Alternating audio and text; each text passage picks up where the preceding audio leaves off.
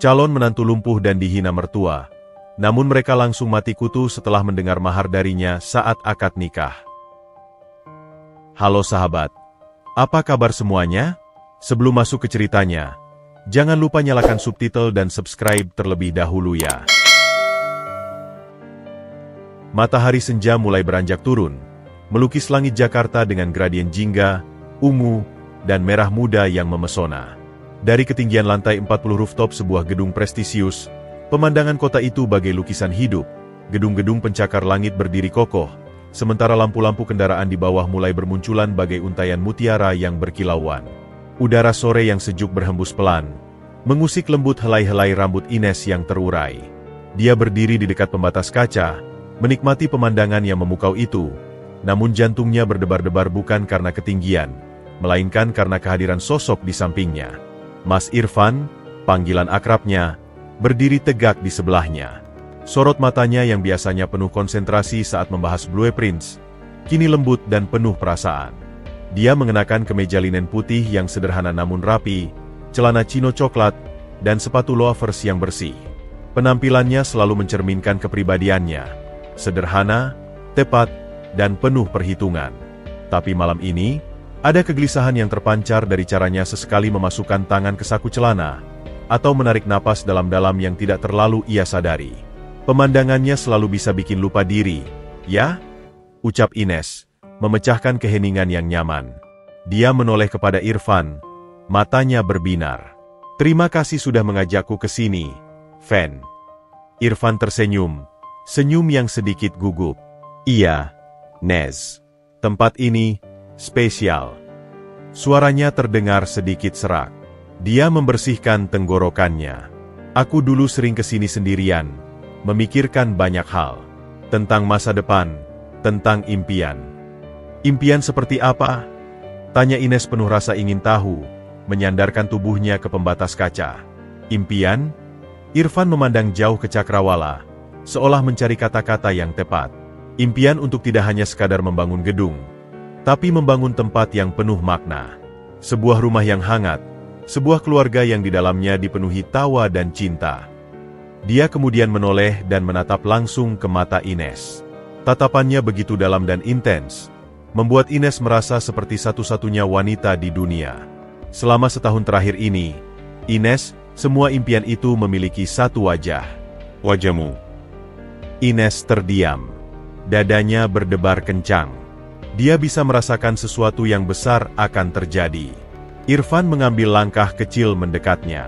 Tangannya yang biasanya mantap memegang pensil arsitek, kini sedikit gemetar ketika mengeluarkan sebuah kotak velvet hitam kecil dari saku celananya.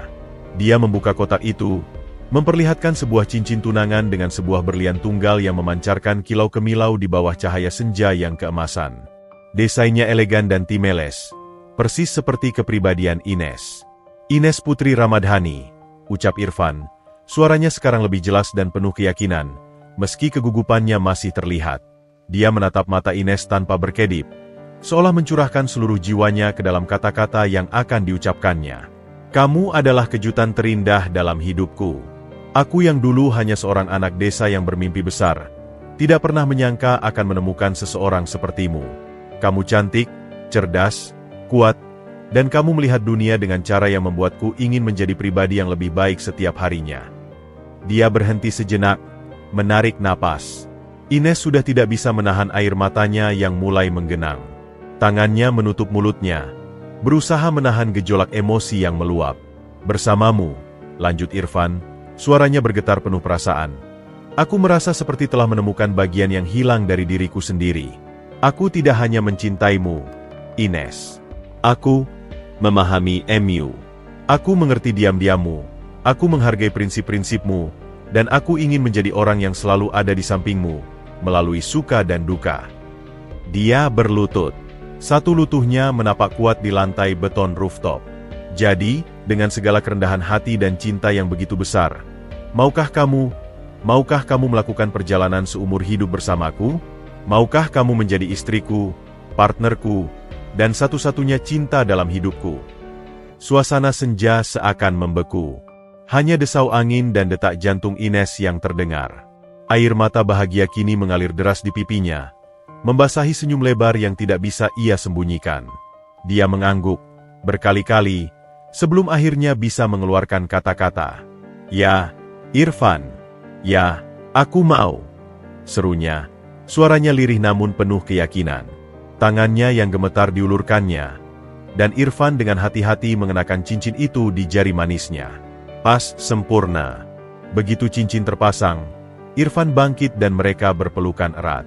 Ines memeluk lehernya erat-erat, menitikan air mata bahagia di bahu Irfan. Irfan membenamkan wajahnya di rambut Ines, menghirup wanginya dalam-dalam, perasaan lega dan bahagia yang tak terkira membanjiri dirinya. "Kita akan membangun firma arsitek kita, IND Design," bisik Irfan di telinga Ines, menyebut nama yang sering mereka gunakan dalam gurauan. "Kita akan mendesain rumah-rumah yang penuh kebahagiaan, dimulai dari rumah kita sendiri." Ines menarik diri sedikit. Matanya masih berkaca-kaca namun bersinar. "Dan kita akan mengisinya dengan cinta, tawa anak-anak, dan aroma kue bolu kesukaanmu yang selalu aku buat di akhir pekan." Mereka tertawa lepas. Bahagia yang begitu murni dan sempurna. Di bawah mereka, kota Jakarta semakin bersinar, seakan ikut merayakan janji suci dua insan manusia yang saling mencintai. Mereka berdiri berpelukan lama di sana, di puncak dunia mereka, percaya bahwa tidak ada badai yang bisa mengoyak bahagia yang mereka rajut di senja itu. Mereka adalah Ines dan Irfan, sepasang kekasih yang siap menyongsong masa depan gemilang, tanpa sedikit pun menyadari bahwa ujian terberat dalam hidup mereka sedang menanti di tikungan jalan yang akan segera mereka lalui. Kegembiraan mereka masih terasa begitu nyata, mengisi setiap sudut mobil yang meluncur mulus di jalan tol malam itu. Udara senja telah berganti menjadi kegelapan yang dihiasi gemerlap lampu kota. Ines masih sesekali melirik cincin di jarinya. Senyum bahagia tak pernah lepas dari bibirnya. Dia memutar lagu favorit mereka yang mengalun lembut dari speaker mobil. "Kita harus cepat-cepat telepon ibuku besok pagi," ucap Ines. Matanya masih berbinar. Dia pasti tidak sabar mendengar detailnya. "Aku janji, dia akan suka sekali padamu, Fen. Mungkin butuh waktu untuk bapak, tapi ibu, dia selalu bilang yang penting aku bahagia." Irfan tersenyum, tangannya dengan mantap memegang setir. "Aku akan melakukan yang terbaik untuk meyakinkan mereka, Nes. Aku akan tunjukkan bahwa aku serius, bahwa aku bisa menjagamu." Dia melirik Ines sejenak, matanya penuh keyakinan. "Aku mungkin bukan berasal dari keluarga kaya seperti keluargamu, tapi dengan usahaku sendiri, aku yakin kita bisa membangun masa depan yang baik. IND Design bukan sekadar mimpi lagi, sekarang dia sudah punya deadline." Irfan terkekeh. "Deadline?" tanya Ines penasaran. "Iya, deadline-nya 5 tahun dari sekarang. Kita harus sudah punya kantor sendiri dan setidaknya 10 proyek besar." Irfan menepuk punggung tangan Ines dengan lembut. "Dan hal pertama yang akan kita desain adalah rumah kita sendiri. Aku sudah ada gambaran di kepalaku. Ada studio besar untukmu yang menghadap ke timur, jadi kamu bisa melukis dengan cahaya matahari pagi yang sempurna." Ines membayangkannya, dan hatinya berbunga-bunga. "Dan ada dapur yang luas, ya, Fen? Dengan island di tengah, jadi kita bisa masak bersama." "Tentu saja. Dan taman belakang yang cukup untuk anak-anak kita berlari nanti." Mereka tenggelam dalam obrolan penuh impian, merencanakan masa depan seolah-olah semuanya sudah tertulis dengan indah. Dunia di luar kaca mobil mereka terasa begitu bersahabat, penuh janji dan harapan. Mereka bahkan tidak menyadari bahwa hujan gerimis telah mulai membasahi aspal, membuat jalanan berkilauan di bawah lampu jalan. "Lo lihat nggak sih itu?" gerutu Irfan tiba-tiba. Matanya menyipit memperhatikan sebuah SUV hitam di lajur cepat yang melaju dengan tidak stabil, kadang melambat tiba-tiba lalu kembali ngebut. "Kayaknya lagi mabok atau ngantuk nih orang." "Iya, ngeri amat. Mending kita jauhin ya," sahut Ines, merasakan sedikit kecemasan. Irfan dengan hati-hati memindahkan laju mobilnya ke lajur yang lebih lambat, berusaha memberi jarak dengan kendaraan yang tidak stabil itu. Hujan mulai turun lebih deras, dan Irfan menyalakan wiper. Tapi sepertinya nasib sudah bertekad bulat. Di sebuah tikungan landai, SUV hitam itu tiba-tiba kehilangan kendali, meluncur dan menghajar pembatas jalan di sebelah kiri mereka dengan suara menggelegar, memuntahkan serpihan plastik dan logam ke segala arah. "Ines, hati-hati!" teriak Irfan, Refleksnya membanting setir ke kanan untuk menghindari tabrakan langsung dan serpihan yang berterbangan. Tapi itu adalah langkah yang salah. Mobil mereka yang sudah berada di lajur kanan, terpelintir hebat di atas aspal basah yang licin. Ines menjerit. Tangannya mencengkeram dashboard. Irfan berusaha mengendalikan setir, melawan fisika yang sudah terlanjur mengambil alih. Dunia di luar kaca berputar cepat, lampu-lampu kota menjadi blur tak berbentuk. Dia hanya punya waktu sepersekian detik untuk membuat keputusan. Melihat mobil mereka akan menabrak pembatas di sebelah kanan, dan sadar bahwa posisi Ines lebih dekat ke arah itu, dengan insting yang datang dari lubuk hati paling dalam, Irfan melepas setir dan membungkukkan tubuhnya ke kanan, melindungi tubuh Ines dengan badannya sendiri, membelakanginya dari arah tabrakan yang akan datang. Tutup mata, Nes! Itu adalah teriakannya yang terakhir sebelum suara benturan logam yang mengerikan mengguncang dunia mereka. Besi berderit, kaca pecah berhamburan bagai hujan kristal yang mematikan. Rasa sakit yang tajam dan menusuk menghantam punggung Irfan, seolah ada sesuatu yang patah di dalam dirinya. Kemudian, kegelapan. Ines membuka matanya. Suara pertama yang didengarnya adalah bunyi hujan yang masih menetes di atas atap mobil yang sudah ringsek, dan suara sirine yang mendenging di kejauhan, semakin dekat. Kepalanya pusing, dan ada rasa perih di lengan dan dahinya. Tapi dia bisa bergerak. Perlahan, dia menyadari ada beban yang menindihnya. Itu adalah Irfan. Dia masih dalam posisi melindunginya, tubuhnya lunglai. Fen, Irfan, panggil Ines. Suaranya serak ketakutan. Dia mencoba menggerakkannya. Fen, bangun. Jawab aku. Tidak ada respon. Darah mengalir dari pelipis Irfan, bercampur dengan air hujan. Ines panik. Tangannya gemetar mencari ponselnya yang terlempar. Dengan susah payah, dia menelepon ambulans. Suaranya terisak-isak memberikan lokasi.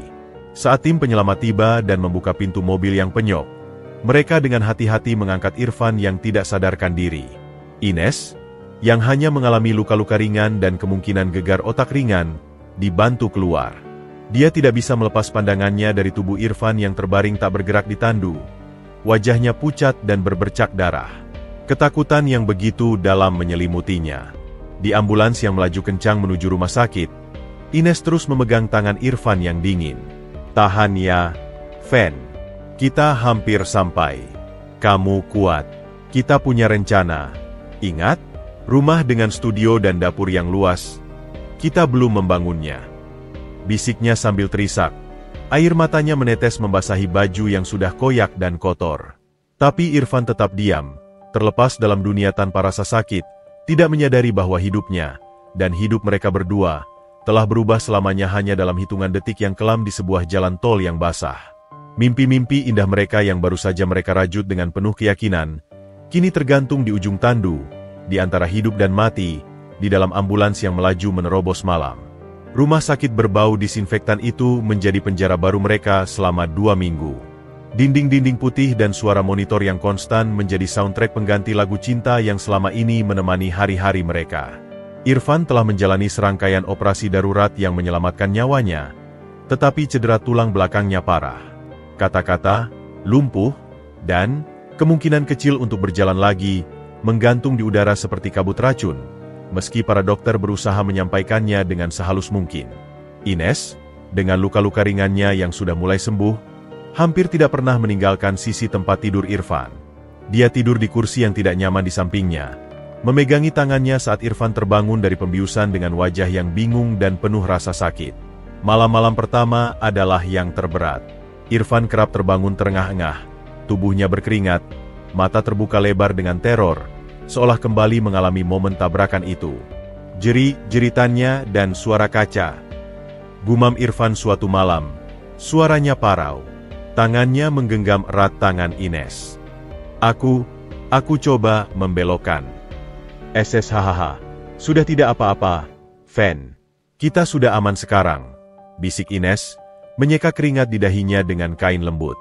Hatinya hancur melihat pria kuat yang dicintainya kini terbaring tak berdaya, diteror oleh kenangan yang dia alami untuk menyelamatkannya.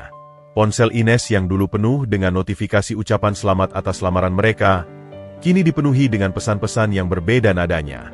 Masih ada yang tulus. Tetapi banyak yang berubah menjadi belas kasihan yang membuat perih. Ines, sayangku, kami turut berduka cita. Bagaimana kabar Irfan? Tulis seorang teman kuliah, menggunakan kata-kata yang biasanya disematkan untuk orang meninggal. Tuhan punya rencananya. Ines, kamu harus kuat. Pesan seorang kerabat, yang membuat Ines ingin berteriak bahwa rencana Tuhan manapun tidak seharusnya melibatkan patahnya tulang belakang orang yang dicintainya. Yang paling menyakitkan adalah ketika seorang teman, dengan maksud baik, mengirim pesan. Setidaknya kamu selamat, Ines. Itu yang terpenting. Kamu masih muda, hidup harus terus berjalan. Pesan itu seakan menyiratkan bahwa Irfan adalah kerugian yang harus diterima, dan hidupnya sendiri yang harus diprioritaskan. Ines menatap pesan itu lama, lalu menatap Irfan yang sedang tertidur gelisah. Air matanya menetes. Tidak, bisiknya lirih pada diri sendiri. Hidupku tidak ada artinya tanpa dia berjalan di sampingku. Suatu sore, Irfan sedang cukup sadar untuk berbicara. Dia menatap langit-langit kamar rumah sakit. Wajahnya hampa. Cincinnya. Ucapnya tiba-tiba. Suaranya datar. Apa cincinnya masih ada? Ines mengangguk cepat, mengeluarkan kalung rantai emas tipis dari balik bajunya. Tergantung di sana, di samping liontinnya, adalah cincin tunangan itu. Aku memakainya di sini, dekat dengan hatiku, seperti janjiku padamu. Irfan memalingkan wajahnya, tapi Ines melihat ada kelembaban di sudut matanya sebelum dia menutupnya. Kamu tidak harus. Nes, aku mengerti. Suaranya bergetar. Irfan, jangan bicara seperti itu, sahut Ines. Suaranya tegas meski hancur di dalam. Aku mencintaimu. Cincin ini adalah janji. Janji tidak berubah hanya karena keadaan. Keadaan. Irfan memutar kepalanya perlahan, dan untuk pertama kalinya, Ines melihat keputusasaan yang dalam di matanya. Ines, aku lumpuh. Dokter bilang, kemungkinanku untuk berjalan lagi sangat kecil. Aku tidak bisa lagi membawamu jalan-jalan, menari denganmu di pernikahan kita, atau berlari mengejar anak-anak kita nanti. Suaranya pecah di akhir kalimat. Aku bukan lagi pria yang melamarmu di rooftop itu. Kamu tetap pria itu, Irfan, bantah Ines. Tangannya menggenggam erat tangan Irfan yang lemas. Pria itu ada di sini, di dalam dirimu, bukan di kakimu. Aku tidak mencintaimu karena kamu bisa berjalan atau menari. Aku mencintaimu karena jiwamu, karena impianmu, karena caramu melindungiku bahkan dengan mengorbankan dirimu sendiri. Lihatlah aku. Dia memaksanya untuk menatap matanya. Aku tidak akan pergi. Pernikahan kita akan tetap berlangsung. Yendi Design akan tetap berdiri. Kita akan menemukan caranya. Fen, aku janji. Tapi keyakinan di mata Ines seakan tidak mampu menembus tembok keputusasaan yang membangun diri di sekitar Irfan. Dia hanya mengangguk lemah, lalu memalingkan muka kembali ke jendela, memandang langit kelabu di luar seolah mencari jawaban yang tidak kunjung datang. Ucapan selamat telah berubah menjadi belas kasihan, dan kegembiraan mereka telah digantikan oleh bayang-bayang ketidakpastian yang panjang dan menyakitkan. Ruang rumah sakit itu menjadi saksi bisu bagaimana sebuah kecelakaan tidak hanya merenggut kemampuan fisik seseorang, tetapi juga mulai menggerogoti keyakinan dan harga diri, meninggalkan luka yang mungkin lebih dalam dari yang terlihat di permukaan. Suara langkah tegas dan berisik di lorong rumah sakit seakan mengusik kesakralan ruang pemulihan itu. Sebelum pintu terbuka, Ines sudah bisa menebak siapa yang datang. Aroma parfum Chanel nomor 5 yang mahal dan menusuk milik ibunya telah lebih dulu memasuki ruangan, diikuti oleh bayangan besar dan sikap otoriter Bapak Anton. Mereka masuk. Ibu Sari, dengan setelan blazer linen warna krem yang terlalu rapi untuk suasana rumah sakit, matanya langsung menyapu ruangan dengan cibiran tak tersembunyi. Pandangannya berhenti pada tubuh Irfan yang terbaring tak berdaya, terhubung dengan selang infus dan monitor, lalu beralih ke putrinya yang duduk lesu dengan lingkaran hitam di bawah mata dan rambut yang diikat sembarangan. Ines, kamu terlihat mengerikan. Itu adalah kalimat pembuka Ibu Sari, tanpa basa-basi. Dia mendekat, tapi bukan untuk memeluk, melainkan mengamati keadaan putrinya seperti seorang inspektur. Bapak Anton hanya berdiri di dekat pintu, tangan di saku celana, wajahnya berkerut masam. Dia mengangguk singkat pada Irfan, sebuah sapaan yang dingin dan terpaksa. "Ibu, Bapak," sapa Ines lemah, bangkit dari kursinya. "Terima kasih sudah datang." "Tentu saja kami datang," sahut Ibu Sari, suaranya tinggi. "Melihat sendiri keadaan calon menantu kita ini." Kata "calon menantu" diucapkan dengan penekanan sinis. Matanya kemudian menatap langsung ke arah Irfan, yang telah membuka matanya dan mencoba untuk sedikit membenarkan posisi duduknya. Wajahnya pucat dan malu. "Selamat pagi, Pak, Bu," ucap Irfan, suaranya serak dan lemah. Dia berusaha tersenyum, tapi itu hanya terlihat seperti kerutan kesakitan di sudut bibirnya. Ibu Sari tidak membalas salam. Sebaliknya, dia menarik kursi dan duduk dengan elegan, menyilangkan kaki. "Jadi, dokter bilang apa? Kapan dia bisa pulih?" tanyanya pada Ines, seolah Irfan tidak ada di ruangan itu. Ines menarik napas dalam. "Cedera tulang belakangnya parah, Bu. Operasi sudah selesai, tapi proses pemulihannya akan sangat panjang. Kemungkinan untuk berjalan lagi." Suaranya tercekat, tidak sanggup mengatakannya. "Lumpuh." Ibu Sari menyelesaikan kalimat itu dengan brutal, tanpa penghalusan. Kata itu menggantung di udara, tajam dan menusuk seperti pisau bedah. Irfan menunduk. Pandangannya tertuju pada selimut putih yang menutupi tubuhnya yang tak berdaya. Rasanya seperti ditampar. Ines melihat rasa sakit yang lebih dalam dari rasa sakit fisik di wajahnya. "Bu, tolong," bisik Ines. "Memohon." "Tolong apa, Ines?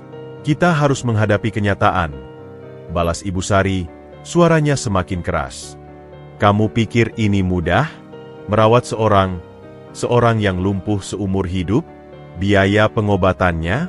Masa depanmu?" Dia menunjuk ke arah Irfan dengan gerakan kepala yang tajam. "Dia bahkan tidak bisa mengurus dirinya sendiri sekarang. Apa kamu akan menyuapinya, memandikannya, mengganti popoknya seperti bayi?" "Ibu!" teriak Ines, sekarat mendengar kata-kata itu di depan Irfan. "Kami tidak mengizinkan ini, Ines." Bapak Anton akhirnya angkat bicara, suaranya berat dan penuh wibawa, memutuskan. "Kami tidak membesarkanmu, memberimu pendidikan terbaik, hanya untuk akhirnya jadi perawat seumur hidup untuk seorang pria yang tidak punya masa depan." Kata "pria" itu diucapkan dengan nada merendahkan. Irfan mengatupkan matanya rapat-rapat. Setiap kata seperti cambuk yang mencabik-cabik harga dirinya yang sudah remuk. Dia menggigit bibirnya sampai berdarah untuk menahan amarah dan rasa malu yang membakar. "Bapak, Ibu, Irfan masih punya masa depan," bantah Ines, air mata mulai mengalir deras. "Dia adalah arsitek berbakat. Dia punya otak, punya ide." "Otak?" sela Ibu Sari dengan tawa pendek dan getir. "Coba lihat sekeliling, Ines. Lihat dia. Apa yang bisa dilakukan seorang arsitek dari atas tempat tidur? Menggambar denah dengan jari kakinya." Kali ini, Irfan tidak bisa menahannya. Saya masih bisa bekerja, Bu," bisiknya, suaranya nyaris tak terdengar, penuh dengan rasa tidak berdaya. Saya bisa desain lewat laptop." Ibu Sari memandangnya dengan pandangan yang membuat Irfan merasa lebih kecil dari semut. "Bekerja? Dengan kondisi seperti ini? Siapa yang akan mempekerjakanmu? Mimpi saja, Nak." Dia berdiri, mengambil tas Hermesnya. "Kami sudah bicara. Lebih baik kamu membatalkan semua rencana pernikahan itu sekarang. Untuk kebaikanmu, dan untuk kebaikannya juga." Dia melirik Irfan seolah dia adalah beban yang harus dibuang. "Tidak," teriak Ines, berdiri menghadang orang tuanya. "Aku tidak akan membatalkan pernikahan. Aku mencintai Irfan." "Cinta?" Ibu Sari mendecak, menatap putrinya dengan campuran iba dan jijik. "Cinta tidak bisa membayar tagihan rumah sakit, Ines. Cinta tidak bisa memberimu makan. Cinta tidak akan mengembalikan kakinya yang lumpuh. Sadarlah." Dengan langkah pasti, mereka berdua meninggalkan ruangan, meninggalkan kesenyapan yang lebih menyiksa daripada kebisingan mereka. Ines terpaku di tempatnya berdiri, Tubuhnya gemetar menahan amarah dan kesedihan. Dari tempat tidur, terdengar suara terisak yang tertahan. Ines berbalik. Irfan menangis. Bukan tangisan keras, tapi tangisan seorang pria yang harga dirinya baru saja diinjak-injak, dirobek-robek, dan dinyatakan tidak berharga. Tangannya mengepal erat-erat selimut. Aku minta maaf. Nez, isaknya. Suaranya hancur. Mereka benar. Aku hanya akan menjadi beban bagimu. Ines berlari dan memeluknya erat, membiarkan air matanya membasahi bahu Irfan. Tidak, Fen. Mereka yang salah. Kamu bukan beban. Kamu adalah cintaku. Dan aku tidak akan pernah meninggalkanmu. Tapi di kedalaman hatinya, untuk pertama kalinya, sebuah bayangan ketakutan yang kecil mulai muncul. Ketakutan bahwa kata-kata racun orang tuanya mungkin, hanya mungkin, mengandung sedikit kebenaran yang akan menghantuinya di malam-malam sunyi yang akan datang. Kunjungan itu bukanlah kunjungan untuk menghibur, melainkan serangan yang menghancurkan, meninggalkan luka baru yang mungkin lebih sulit disembuhkan daripada cedera fisik Irfan. 2 hari setelah kunjungan beracun di rumah sakit, Ines dipanggil pulang ke rumah orang tuanya dengan alasan berbicara serius. Suasana rumah megah bergaya minimalis itu terasa lebih dingin dan menekan dari biasanya. Udara sejuk dari AC seolah membekukan setiap emosi, dan siluet furnitur modern terasa tajam dan tidak bersahabat. Ines menemukan orang tuanya sudah duduk menunggu di sofa ruang tamu utama. Ibu Sari dengan tehnya, Bapak Anton dengan laporan keuangannya yang terbuka di tablet. Tapi yang membuat jantung Ines berhenti sejenak adalah kehadiran seorang pria muda lain yang duduk dengan santai di seberang mereka. Dia adalah Reyhan, putra tunggal salah satu rekan bisnis Bapak Anton. Reyhan dikenal sebagai playboy yang berganti-ganti mobil dan pacar lebih cepat daripada musim berganti. Saat ini, dengan percaya diri, dia mengenakan kaos branded dan celana jeans desainer, menyunggingkan senyum ramah yang terasa palsu pada Ines. Ines, sayang, kamu datang. Sambut Ibu Sari dengan nada manis yang dipaksakan, sangat berbeda dari nada sarkastiknya di rumah sakit. Kamu ingat Reyhan, kan? Dia kebetulan mampir. Ines hanya mengangguk kaku, tidak membalas senyum Reyhan. Dia bisa merasakan skenario macam apa yang sedang dijalankan orang tuanya. Silakan duduk, Nak. Bapak Anton menunjuk ke kursi di sebelah Reyhan.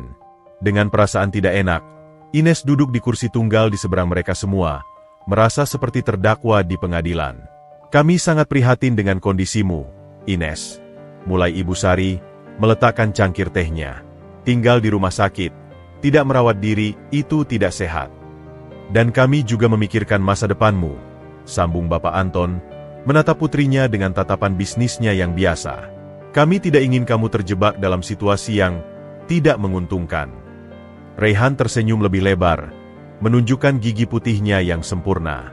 Ines, dengar-dengar kamu punya bakat melukis yang luar biasa. Kebetulan, ayahku baru saja membuka galeri seni di Senopati. Mungkin kamu bisa pameran di sana suatu saat nanti. Ucapannya terdengar seperti umpan. Ibu, Bapak, untuk apa semua ini? Tanya Ines langsung pada intinya, menolak bermain game mereka. Matanya menatap tajam pada orang tuanya, mengabaikan Reyhan. Ini untuk kebaikanmu, sayang, jawab Ibu Sari, berpura-pura tersinggung. Kami hanya ingin kamu melihat bahwa ada pilihan lain. Dunia tidak berakhir. Dia melirik ke arah Reyhan. Reyhan di sini adalah pria muda yang sangat sukses. Bisnis keluarganya berkembang pesat, dan dia sangat tertarik dengan duniamu. Tertarik? Ines memotong. Suaranya mulai meninggi. Dia bahkan tidak tahu warna favoritku. Ibu, apa kalian tidak mendengar diri kalian sendiri? Kalian mencoba menjodohkanku dengan dia, sementara calon suamiku terbaring di rumah sakit. Reyhan sedikit tersipu, tetapi dengan cepat menutupinya. Hei, Ines, tidak perlu kasar. Orang tuamu hanya khawatir. Dan, aku memang selalu mengagumimu dari jauh. Kalimat terakhir diucapkan dengan gaya ala pemeran sinetron. Bapak Anton menghela napas, seolah Ines adalah anak yang sangat bandel. Ines, lihatlah faktanya. Reyhan di sini bisa memberimu kehidupan yang layak. Dia bisa memberimu rumah yang bagus, mobil, perjalanan ke luar negeri, hal-hal yang tidak bisa lagi diberikan oleh Irfan. Nama dia Irfan, Bapak, hardik Ines, berdiri dari kursinya. Tangannya gemetar. Dan aku tidak peduli dengan rumah bagus atau mobil. Aku mencintai Irfan. Bukan karena apa yang bisa dia berikan, tapi karena siapa dia. Ines, duduklah, bentak Ibu Sari, kini wajah manisnya hilang. Kamu bersikap seperti anak kecil yang tidak tahu terima kasih. Kamu pikir cinta bisa menghidupimu? Kamu pikir cinta bisa membayar terapi dan perawat yang akan kamu butuhkan untuk merawatnya seumur hidup? Raihan adalah kesempatan emas. Kesempatan untuk apa? Untuk menjual putri kalian sendiri kepada penawar tertinggi. Teriak Ines, air mata kemarahan dan kekecewaan mulai mengalir. Aku bukan barang dagangan. Dan Irfan bukanlah sampah yang bisa kalian buang begitu saja. Raihan akhirnya berdiri, merasa tidak nyaman. Mungkin aku harus pergi dulu. Ini adalah urusan keluarga. Tidak, kamu tetap di sini, Han.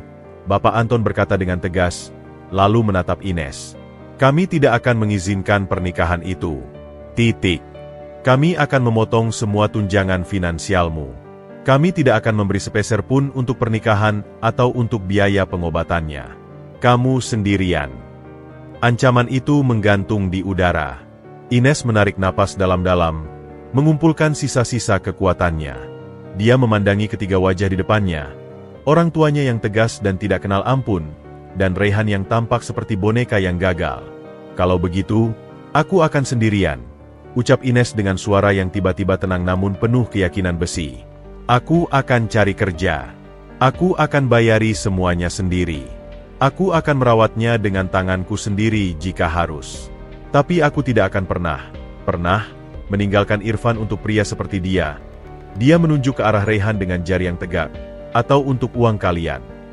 Dia mengambil tasnya. Dan kalian tidak perlu khawatir tentang pernikahan. Kami akan mengadakan pernikahan sederhana dengan uang kami sendiri. Kalian tidak diundang. Sebelum orang tuanya bisa membalas, Ines berbalik dan berjalan keluar dari ruangan itu dengan langkah pasti, meninggalkan keheningan yang mencekam.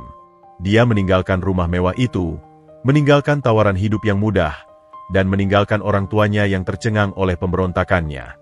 Dia memilih jalan yang lebih sulit, jalan yang dipenuhi ketidakpastian dan perjuangan. Tapi di hatinya, hanya ada satu kepastian. Cintanya pada Irfan lebih kuat dari segala tekanan dan godaan materi. Perang antara hati dan kepentingan keluarga telah dideklarasikan, dan Ines telah memilih sisinya. Kembali ke apartemen kecil mereka yang biasanya dipenuhi sketsa dan model arsitektur, Ines disambut oleh keheningan yang menyiksa. Ruang kerja Irfan, yang dulu selalu berantakan dengan blueprint, kertas kalkir, dan model 3D dari styrofoam, kini terlihat rapih dan kosong, bagai sebuah museum yang memamerkan kenangan akan masa kejayaan yang telah sirna. Debu halus mulai menutupi meja gambarnya yang mahal, dan komputer spesifikasi tingginya teronggok tak tersentuh di sudut ruangan. Dari kamar tidur, terdengar suara rendah televisi. Irfan sudah dipulangkan dengan kursi roda barunya, sebuah benda yang menjadi simbol nyata perubahan hidup mereka yang drastis. Ines meletakkan tas belanjaannya yang berisi bahan makanan sederhana dan beberapa obat resep. Uang tabungan mereka menipis dengan kecepatan yang mengkhawatirkan. Irfan, aku pulang, ucap Ines, mencoba menyembunyikan kelelahan dan kekhawatirannya. Dari kamar, tidak ada jawaban. Ines masuk dan menemukan Irfan terbaring di tempat tidur, menatap langit-langit. Kursi rodanya terparkir di samping tempat tidur, seolah menunggu dengan sabar. Layar televisi menyala, tapi matanya kosong. Fan, kamu baik-baik saja? Tanya Ines, duduk di tepi tempat tidur. Irfan mengalihkan pandangannya. Tadi, ada telepon dari kantor. Ujarnya, suaranya datar dan hampa. Ines langsung waspada. Dari kantor? Siapa? Membahas apa? Pak Handoko, direktur utamanya. Jawab Irfan, masih menatap langit-langit. Dia menyampaikan bela sungkawa. Lalu bilang, bahwa mereka harus merekrut arsitek baru untuk menggantikanku di proyek perumahan Taman Hijau. Dia berhenti, menelan ludah. Proyek itu, Proyek terbesarku. Aku sudah kerjakan desain master plan-nya selama 6 bulan. Ines meraih tangannya. Tapi, itu tidak adil. Itu karyamu. Mereka bisa menunggu sampai kamu sedikit membaik. Atau... Ines. Potong Irfan dengan suara lelah, memotong harapannya. Mereka tidak bisa menunggu. Klien mendesak. Dan mereka butuh seseorang yang bisa datang ke lapangan, memimpin rapat, bertemu klien. Dia akhirnya menatap Ines, dan di matanya terbaca kepedihan yang dalam. Aku tidak bisa melakukan semua itu lagi. Aku bahkan tidak bisa masuk ke gedung kantor mereka yang tidak memiliki akses kursi roda yang memadai. Kenyataan itu menghantam Ines seperti pukulan di ulu hati. Selama ini, dia masih berpegang pada harapan bahwa keterampilan dan otak Irfan akan menyelamatkan mereka. Tapi dunia nyata ternyata kejam. Dunia bisnis tidak punya tempat untuk sentimentalitas. Lalu gajimu? Tanya Ines, hampir tidak berani mendengar jawabannya. Diputus. Mereka memberikan pesangon, tentu saja. Tapi itu tidak akan bertahan lama. Tidak dengan biaya fisioterapi 2 kali seminggu, obat-obatan, dan hidup kita sehari-hari. Irfan memalingkan muka. Aku telah mengecewakanmu, Nez. Aku janji akan memberimu masa depan yang cerah. Tapi sekarang, aku bahkan tidak bisa membiayai diriku sendiri. Jangan bilang begitu, desis Ines, menggenggam tangannya lebih erat. Kita akan mencari jalan. Aku akan cari kerja. Aku bisa jual lukisanku. Atau... Apa yang bisa kamu lakukan, Ines? Tanya Irfan tiba-tiba, dengan nada yang sedikit tajam, penuh frustrasi pada dirinya sendiri. Kamu lulusan seni lukis. Pekerjaan dengan gaji tetap seperti apa yang bisa kamu dapatkan dengan cepat yang cukup untuk menutupi semua ini? Dan lukisan itu butuh waktu untuk laku. Ines terdiam. Kritik itu menyakitkan. Tapi dia tahu itu bukan ditujukan padanya, melainkan pada keputusasaan mereka. Dia membiarkan keheningan menggantung sesaat sebelum berbicara lagi dengan suara lembut. Aku akan jual perhiasan lamaku. Yang hadiah dari Oma dulu. Itu harusnya bisa menutupi biaya untuk beberapa bulan ke depan. Irfan memutar kepalanya. Matanya berkaca-kaca. Aku tidak mau kamu melakukan itu. Itu peninggalan Oma MU. Dan kamu adalah masa depanku, Irfan, balas Ines tegas. Kita akan melewati ini bersama. Tapi tekad di mata Ines tidak sepenuhnya mampu menembus kabut depresi yang menyelimuti Irfan. Keesokan harinya, ketika Ines sedang membersihkan apartemen, dia menemukan selembar kertas yang teronggok di bawah meja kerja Irfan. Itu adalah sketsa awal desain rumah impian mereka. Rumah dengan studio menghadap timur dan dapur dengan island di tengah. Di atasnya, coretan-coretan liar dan kata, gagal, ditulis besar-besaran dengan pulpen, hampir menembus kertas. Ines memungut kertas itu, hancur. Ini bukan hanya tentang keuangan. Ini tentang patahnya semangat seorang pria yang melihat seluruh identitas dan mimpinya runtuh berantakan. Bisnisnya, karirnya, kemandiriannya, semuanya sirna. Ancaman orang tuanya yang dulu terdengar seperti omong kosong, kini mulai terasa seperti ramalan yang perlahan menjadi kenyataan. Mereka tidak hanya berjuang melawan cedera fisik, tetapi juga melawan bayang bangkrut yang mengintai dan hantu kegagalan yang terus membisikkan keputusasaan pada Irfan.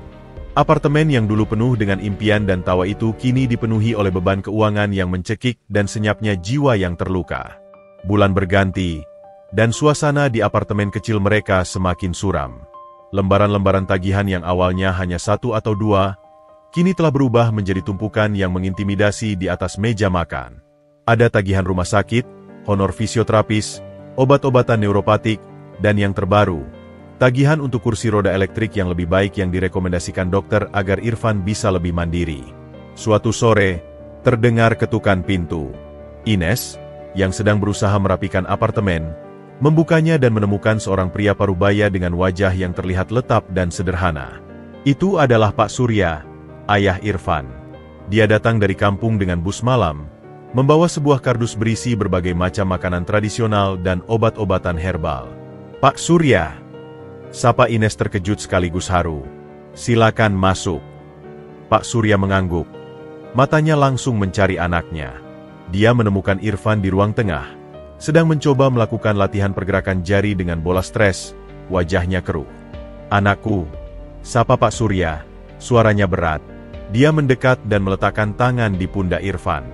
Tidak banyak kata, tapi kasih sayang dan keprihatinan terpancar jelas dari raut wajahnya. "Ibu tidak bisa ikut, dia harus jaga warung," jelas Pak Surya, duduk di samping Irfan. "Tapi dia kirim ini semua." Dia menunjuk kardus berisi rendang, telur balado, dan berbagai lauk lainnya yang bisa tahan lama. "Iya, ya, terima kasih," jawab Irfan, mencoba tersenyum, tapi itu terasa pahit. Dia merasa gagal. Seharusnya dia yang membantu orang tuanya di kampung, bukan sebaliknya. Ines menyajikan teh untuk Pak Surya. Saat dia berbalik untuk mengambil gula, Pak Surya dengan sigap menyelipkan selembar amplop coklat yang tebal di bawah tumpukan koran di meja kecil. "Ines, nak," panggil Pak Surya kemudian, saat Ines kembali. Ini tidak banyak, tapi semoga bisa membantu sedikit." Dia mengeluarkan beberapa lembar uang dari saku celananya. Uang yang jelas-jelas adalah hasil jerih payahnya berjualan di warung kelontong kecil di kampung. Ines langsung menggeleng. Matanya berkaca-kaca. "Tidak, Pak, tidak perlu. Kami masih bisa mengatur." "Terima kasih." "Yah, tapi kami baik-baik saja," timpal Irfan, suaranya tegang. Rasa malu membakar dadanya. Dia, seorang sarjana, harus diberi uang oleh ayahnya yang hanya lulusan SD. "Sudah, terima saja," paksa Pak Surya dengan lembut tapi pasti. "Ini dari ibu dan bapak. Untuk obat-obatan, atau apa saja yang kamu butuhkan." Perdebatan singkat itu berakhir dengan Ines menerima uang itu dengan hati yang berat. Dia tahu ini adalah pengorbanan besar bagi keluarga Irfan. Keesokan harinya, Ibu Sari memilih momen yang tepat untuk membesuk. Dia datang tanpa pemberitahuan, membawa semangkuk salad buah yang terlihat mewah, seolah itu adalah tindakan amal. Matanya yang tajam langsung memindai setiap sudut apartemen yang sederhana itu, menangkap setiap detail kemerosotan yang terjadi. "Wah, sempit sekali ya di sini," komentar Ibu Sari sambil duduk di sofa, menempatkan tas brandednya di pangkuan. "Dan panas. AC-nya kurang dingin." "Ya." Ines hanya diam, berusaha menahan amarah. "Irfan, bagaimana kondisimu?" tanya Ibu Sari, memandang kursi roda Irfan dengan ekspresi yang sulit dibaca, antara jijik dan rasa superior. "Sedikit demi sedikit, Bu," jawab Irfan singkat, menunduk. "Bagus, bagus. Harus semangat." Ibu Sari kemudian berpaling ke Ines. "Kemarin, Bapak Surya ya yang datang? Aku lihat dari bawah tadi." Ines mengangguk pelan. Kasihan juga ya orang tuanya. Udah tua, harusnya menikmati hidup, malah masih harus kirim-kirim uang ke anaknya yang seharusnya sudah mandiri." Kata-katanya diucapkan dengan santai, tapi dampaknya seperti sabetan cambuk. Irfan langsung memicingkan matanya. Tangannya menggenggam lengannya kursi roda sampai knukelnya putih. "Apa yang ibu katakan?" "Iya, kan." Ibu Sari berpura-pura tidak tahu diri. "Aku cuma kasihan saja. Lihat mereka, hidup susah, harus jualan keringat di kampung. Sekarang, karena keadaanmu, mereka pasti tambah susah. Itu uang untuk jaga hari tua mereka. Loh, sekarang harus dikirim ke sini." Dia menghela napas dramatis. Sedih sekali melihat orang tua harus terbebani seperti itu. Seharusnya, anak yang membahagiakan orang tua, bukan menyusahkan. "Ibu, cukup," bentak Ines, berdiri. Tangannya gemetar. Keluarga Irfan tidak ibu urus. "Tapi ini kenyataan, Ines," balas Ibu Sari, juga berdiri, wajahnya keras. "Lihatlah sekeliling. Hidup kalian berantakan. Dan bukan hanya kalian yang sengsara, orang tua kalian juga ikut terbebani. Itu namanya egois." Dia menatap tajam ke arah Irfan. "Kalau kamu benar-benar mencintai Ines, dan sayang pada orang tuamu sendiri, kamu tidak akan membiarkan mereka semua sengsara karena pilihanmu untuk tetap bertahan." Setelah Ibu Sari pergi dengan meninggalkan aroma parfum mahal dan kata-kata racun, apartemen itu kembali sunyi. Terlalu sunyi. Ines menemukan Irfan di kamar, menghadap jendela, bahunya tampak kaku. Dia mendekat dan meletakkan tangan di pundaknya. Jangan dengarkan dia, Fen. Itu hanya untuk menyakiti kita. Irfan tidak segera menanggapi. Lama sekali dia diam. Kemudian, dengan suara hampa yang membuat hati Ines berhenti berdetak, dia berkata, "Tapi, dia benar, Nes." "Irfan, aku tahu berapa tabungan orang tuaku," potong Irfan, suaranya pecah. "Uang yang ayah berikan kemarin, itu mungkin tabungan untuk biaya berobat ibuku yang darah tingginya. Dan aku menerimanya." Dia memutar kursi rodanya, dan wajahnya basah oleh air mata. "Aku sudah menjadi beban untukmu, dan sekarang juga untuk orang tuaku sendiri. Aku ini apa, Nes? Apa gunanya aku?" Ines berusaha memeluknya, tapi Irfan menjauh, tenggelam dalam lautan rasa bersalah dan malu yang ditanamkan oleh Ibu Sari. Jerat utang bukan lagi sekadar tentang uang, tapi telah berubah menjadi jerat rasa bersalah yang mencekik, perlahan-lahan meracuni pikiran Irfan dan mengikis sisa-sisa harga dirinya. Ancaman Ibu Sari terbukti lebih kejam dari yang mereka bayangkan. Dia tidak hanya menyerang kondisi mereka, tetapi juga memutus tali penghubung terakhir yang membuat Irfan tetap waras. Rasa hormatnya pada orang tua dan harga dirinya sebagai seorang laki-laki. Malam itu, setelah air mata dan keputusasaan mencapai puncaknya, sebuah keheningan yang aneh turun di apartemen mereka. Bukan lagi keheningan yang pasif dan putus asa, melainkan sebuah keheningan yang tegang, penuh dengan gejolak di dalam. Irfan tidak lagi menangis. Dia hanya duduk di kursi rodanya di depan jendela, menatap lampu-lampu kota yang berkedip di kejauhan. Wajahnya yang sebelumnya selalu menyiratkan kepedihan, kini berubah menjadi sebongkah batu yang dingin dan penuh tekad. Kata-kata Ibu Sari, meski kejam, bagaikan ember air dingin yang menyadarkannya dari kubangan rasa iba terhadap diri sendiri. "Kamu tidak akan membiarkan mereka semua sengsara." Kalimat itu berputar-putar di kepalanya, bergema dengan rasa malu karena menerima uang dari ayahnya sendiri. Dia menyadari bahwa air mata dan keputusasaan tidak akan menyelesaikan apapun. Tidak akan membayar tagihan, tidak akan mengembalikan harga dirinya, dan tidak akan membuktikan pada dunia, dan pada Ines, bahwa dia masih layak. "Ines," ucapnya tiba-tiba, suaranya serak tapi jelas, memecah kesunyian. Ines, yang sedang membereskan piring di dapur, menoleh. Dia terkejut melihat perubahan pada raut wajah Irfan. Cahaya yang sudah lama hilang, kini kembali menyala di matanya, meski cahaya itu dingin dan penuh perhitungan. "Tolong ambilkan laptopku," pinta Irfan. "Dan chargernya." "Laptop? Tapi, Fen, kamu harus istirahat." "Sekarang tidak waktunya untuk istirahat, Nes," potong Irfan, tatapannya tajam. "Aku sudah cukup lama beristirahat. Terlalu lama." Dia memutar kursi rodanya untuk menghadapnya. "Kata-kata ibumu, itu benar. Aku telah menjadi beban. Tapi itu berakhir sekarang." Dengan hati-hati, Ines mengambilkan laptop tua Irfan dari lemari. Dia menatapnya dengan campuran harapan dan kekhawatiran saat Irfan membukanya.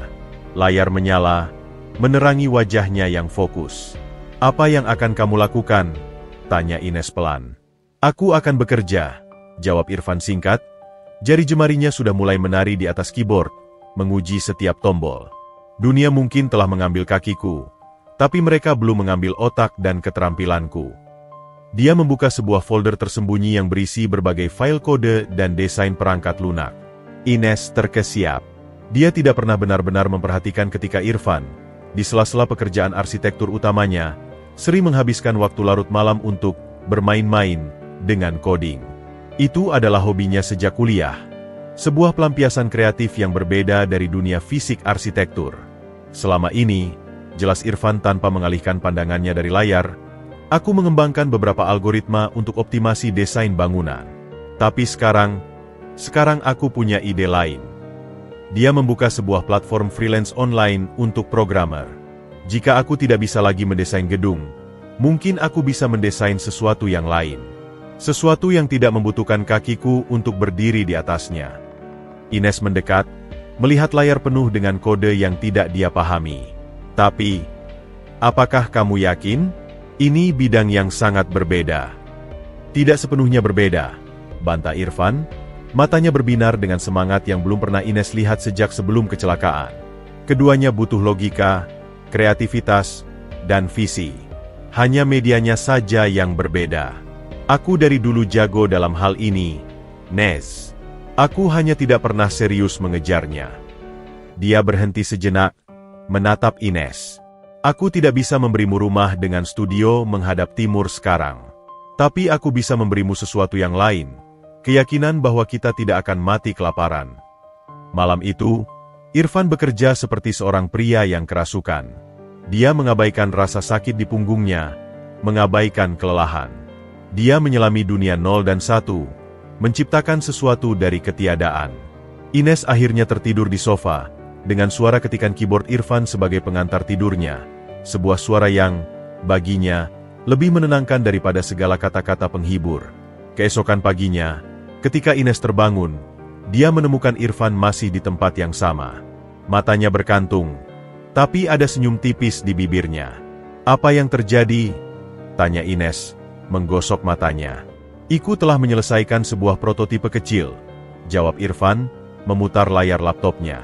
"Sebuah aplikasi manajemen proyek sederhana dengan algoritma yang aku modifikasi. Tadi malam aku mengajukan proposal untuk sebuah proyek kecil di platform freelance itu." Dia menarik napas dalam, dan mereka menerimanya. Bayarannya tidak besar, tapi itu cukup untuk membayar satu sesi fisioterapi. Ines tercekat, air mata kebahagiaan menggenang di matanya. Ini bukan tentang uangnya. Ini tentang arti di baliknya. Ini tentang Irfan yang bangkit, mengambil kendali, dan melawan.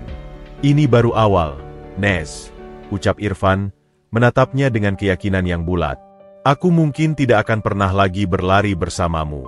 Tapi aku bersumpah, aku akan membangun kembali kehidupan kita dari sini, dari atas kursi roda ini. Mereka pikir mereka sudah mengalahkanku. Mereka pikir aku sudah selesai. Tapi mereka salah." Dia menatap layar laptopnya, ke dunia digital yang kini menjadi medan pertempuran barunya. Di atas reruntuhan mimpinya yang lama, sebuah tekad baru lahir.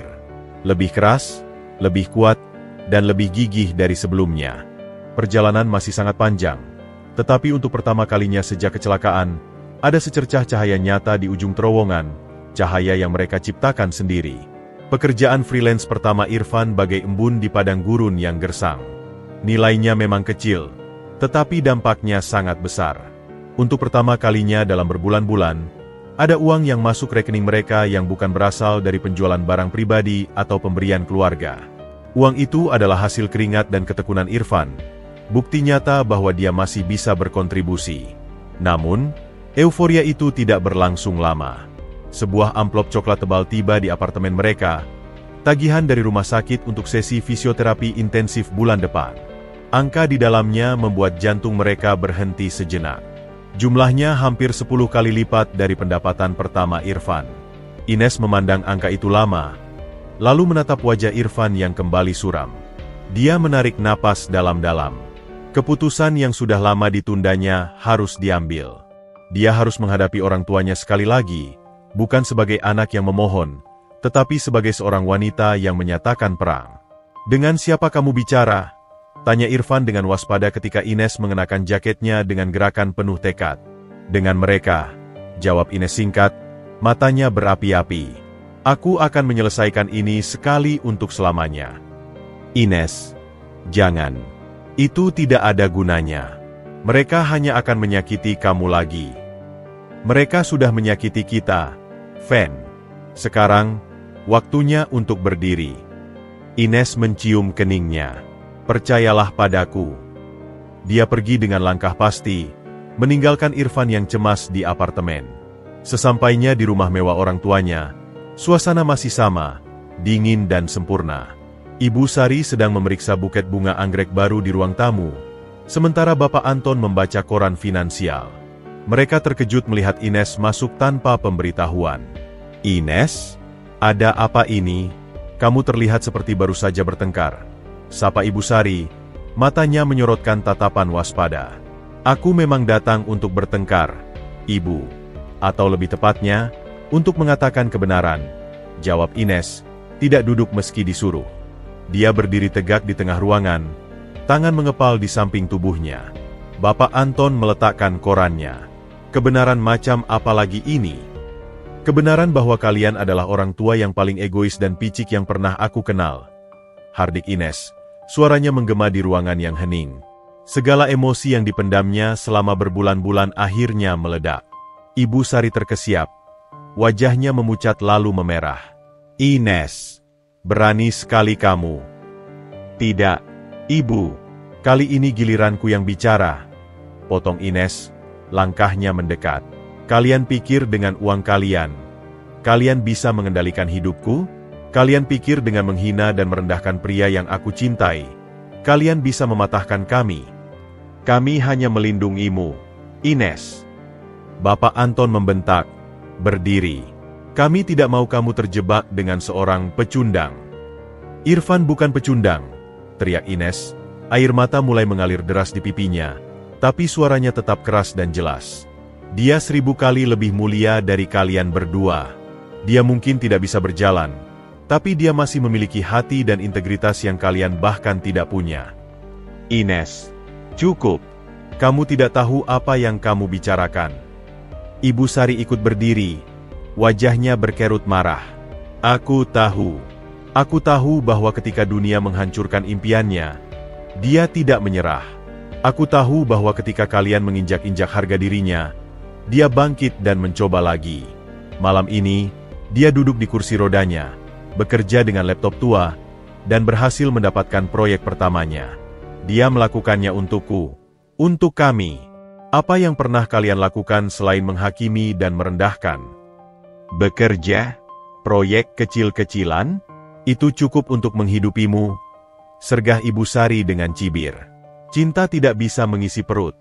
Nak, kami tidak akan memberimu sepeser pun untuk urusan dia. Aku tidak perlu uang kalian. Pekik Ines, suaranya nyaris serak. Aku lebih baik makan nasi dengan garam setiap hari bersama Irfan daripada hidup dalam kemewahan dengan kalian yang hatinya busuk. Aku mencintainya. Ibu, apakah kata cinta itu terlalu asing bagi kalian sampai kalian tidak bisa memahaminya? Apakah kalian hanya mengerti transaksi dan gengsi? Bapak Anton mendekat. Wajahnya seperti batu. Kamu pikir kamu bisa hidup dengan cinta? Kamu naif, Ines. Dunia tidak berjalan dengan cinta. Lihatlah dirimu sekarang. Lelah, stres, dan berjuang untuk hal-hal sepele yang seharusnya bisa kamu dapatkan dengan mudah. Hal sepele? Apakah kebahagiaan adalah hal sepele? Apakah kesetiaan adalah hal sepele? Ines menggeleng, melihat orang tuanya dengan rasa iba yang tiba-tiba. Kalian tahu, aku merasa kasihan pada kalian. Kalian terkunci dalam dunia yang sempit, di mana segalanya diukur dengan uang dan penampilan. Kalian tidak akan pernah tahu bagaimana rasanya dicintai dengan tulus, bukan karena apa yang kalian miliki. Dia mengambil napas panjang, mengumpulkan sisa kekuatannya untuk pengakuan terakhirnya. Jadi, dengarkan baik-baik. Aku akan menikahi Irfan. Dengan atau tanpa restu kalian. Kami akan berjuang bersama, dan aku percaya kami akan berhasil. Bukan karena uang, tapi karena kami saling mencintai dan memiliki tekad yang tidak akan kalian pernah pahami. Mulai hari ini, jangan ganggu kami lagi. Anggap aku sudah tidak ada. Sebelum orang tuanya bisa membalas, Ines berbalik dan berjalan keluar. Kali ini, tidak ada air mata yang tertahan, tidak ada keraguan. Hanya ada sebuah ketenangan aneh setelah badai. Dia telah menyatakan perang, dan dia telah memilih medan tempurnya. Dia kembali ke apartemen, ke pria yang dia cintai, dengan keyakinan yang lebih kuat dari baja. Perjuangan mereka mungkin belum berakhir, tapi setidaknya sekarang, mereka akan berjuang dengan jujur, tanpa ilusi dan tanpa campur tangan racun dari orang-orang yang tidak pernah percaya pada cinta mereka. Beberapa hari setelah konfrontasi yang meledak-ledak, ponsel Ines berdering. Nama, Ibu, terpampang di layar dengan getaran yang seolah penuh ancaman. Ines menghela napas, bersiap untuk pertengkaran lain, sebelum akhirnya mengangkatnya. Ya, Ibu. Suaranya datar, tanpa emosi. Namun, yang mengejutkan, Suara di seberang sana terdengar berbeda. Tidak lagi menusuk atau penuh amarah, melainkan semacam kelelahan yang dipaksakan. Ines, sayang. Awalnya Ibu Sari, suaranya agak serak. Bisa kamu dan Irfan datang ke rumah besok sore? Kami ingin berbicara. Dengan perasaan was-was yang sangat besar, Ines dan Irfan akhirnya datang. Mereka disambut oleh suasana yang aneh. Tidak ada lagi tatapan sinis atau komentar pedas. Bahkan, ada secangkir teh yang sudah menunggu untuk Irfan. Ibu Sari dan Bapak Anton duduk berdampingan di sofa. Wajah mereka terlihat lelah dan, meski sulit dipercaya, sedikit menyesal. Ines, Irfan, Bapak Anton memulai, membersihkan tenggorokannya. Kami telah banyak berpikir setelah pertemuan kita yang terakhir. Dia memandang langsung ke arah Irfan, untuk pertama kalinya tanpa pandangan merendahkan. Kami menyadari bahwa pendekatan kami mungkin terlalu keras. Ines hampir tidak percaya dengan apa yang dia dengar. Dia menatap orang tuanya dengan tajam, mencari tanda-tanda kebohongan. Ibu Sari menunduk, memainkan ujung selendangnya. Kami, sebagai orang tua, hanya menginginkan yang terbaik untuk Ines. Tapi mungkin kami lupa untuk mendengarkan apa yang benar-benar diinginkan hatinya. Dia mengangkat matanya, dan untuk sesaat, Ines hampir terpancing untuk percaya ada ketulusan di sana. Kami melihat betapa berartinya kalian berdua satu sama lain. Irfan, yang selama ini diam, akhirnya angkat bicara. Saya menghargai kata-kata Bapak dan Ibu, ujarnya dengan hati-hati. Tapi apa artinya ini untuk kami? Ini artinya, Bapak Anton mengambil alih, kami memberikan restu untuk pernikahan kalian. Ines terkesiap. Restu? Setelah semua yang terjadi, hatinya bergejolak antara rasa lega dan kecurigaan yang dalam. Tapi, sambung Ibu Sari, dan kata, tapi, itu menggantung di udara seperti pisau. Ada satu syaratnya. Disinilah segalanya menjadi jelas. Ines hampir bisa menebak apa yang akan datang. Sebagai keluarga besar, kita punya harga diri untuk dijaga. Lanjut Ibu Sari, nada bisnisnya kembali. Pernikahan adalah urusan besar. Dan mahar adalah simbol keseriusan dan kemampuan seorang laki-laki. Matanya menatap Irfan. Kami tidak meminta yang muluk-muluk. Tapi maharmu haruslah sesuatu yang layak. Sesuatu yang bisa kami banggakan di depan keluarga besar dan teman-teman. Sesuatu yang menunjukkan bahwa kamu memang pantas untuk putri kami. Mereka tidak meminta mahar yang spesifik. Mereka hanya menetapkan standar, layak, dan pantas, yang samar, yang sengaja dibuat tinggi dan subjektif. Itu adalah jebakan. Mereka yakin, dengan kondisi Irfan yang masih berjuang secara finansial, dia tidak akan mungkin bisa memenuhi standar mereka yang tidak terucap itu. Dengan demikian, merekalah yang akan tampak berbesar hati telah memberi restu, sementara kegagalan memenuhi mahar akan sepenuhnya menjadi kesalahan dan aib Irfan. Ines membuka mulut untuk membantah, untuk meneriakkan bahwa ini semua adalah tipu muslihat, tapi Irfan meletakkan tangannya di atas tangan Ines, memintanya diam. Dia menatap kedua calon mertuanya dengan tenang, wajahnya sulit dibaca. Saya memahami syarat Bapak dan Ibu, ucap Irfan perlahan, memastikan setiap kata terdengar jelas. Dan saya menerimanya. Ines memandangnya dengan mata berbinar penuh tanya. Irfan? Irfan tidak menoleh. Tatapannya tetap pada Ibu Sari dan Bapak Anton. Saya akan memberikan mahar yang layak untuk Ines. Sesuatu yang tidak hanya bernilai materi, tetapi juga bermakna. Anda memiliki kata saya. Ibu Sari tersenyum. Senyum tipis yang penuh kemenangan. Bagus. Kami senang mendengarnya. Dia pikir dia telah memenangkan permainan. Dia pikir Irfan hanya membual untuk menyelamatkan muka, dan pada hari pernikahan, dia akan dipermalukan dengan ketidakmampuannya. Kalau begitu, kami akan mengatur pernikahan yang sederhana, kata Ines, suaranya masih tegang. Tentu, terserah kalian, jawab Bapak Anton dengan acuh, seolah sudah tidak peduli lagi. Tapi di balik sikapnya yang datar, ada kepuasan karena rencananya berjalan sempurna. Dalam perjalanan pulang, Ines tidak bisa menahan diri. Irfan, untuk apa kamu menerima syarat mereka?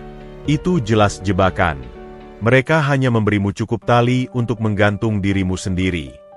Irfan menatap lurus ke depan. Ekspresinya tetap tenang namun penuh tekad. Aku tahu, Nez. Aku tahu persis apa yang mereka lakukan. Lalu untuk apa? Karena ini adalah pertempuran yang harus aku menangkan.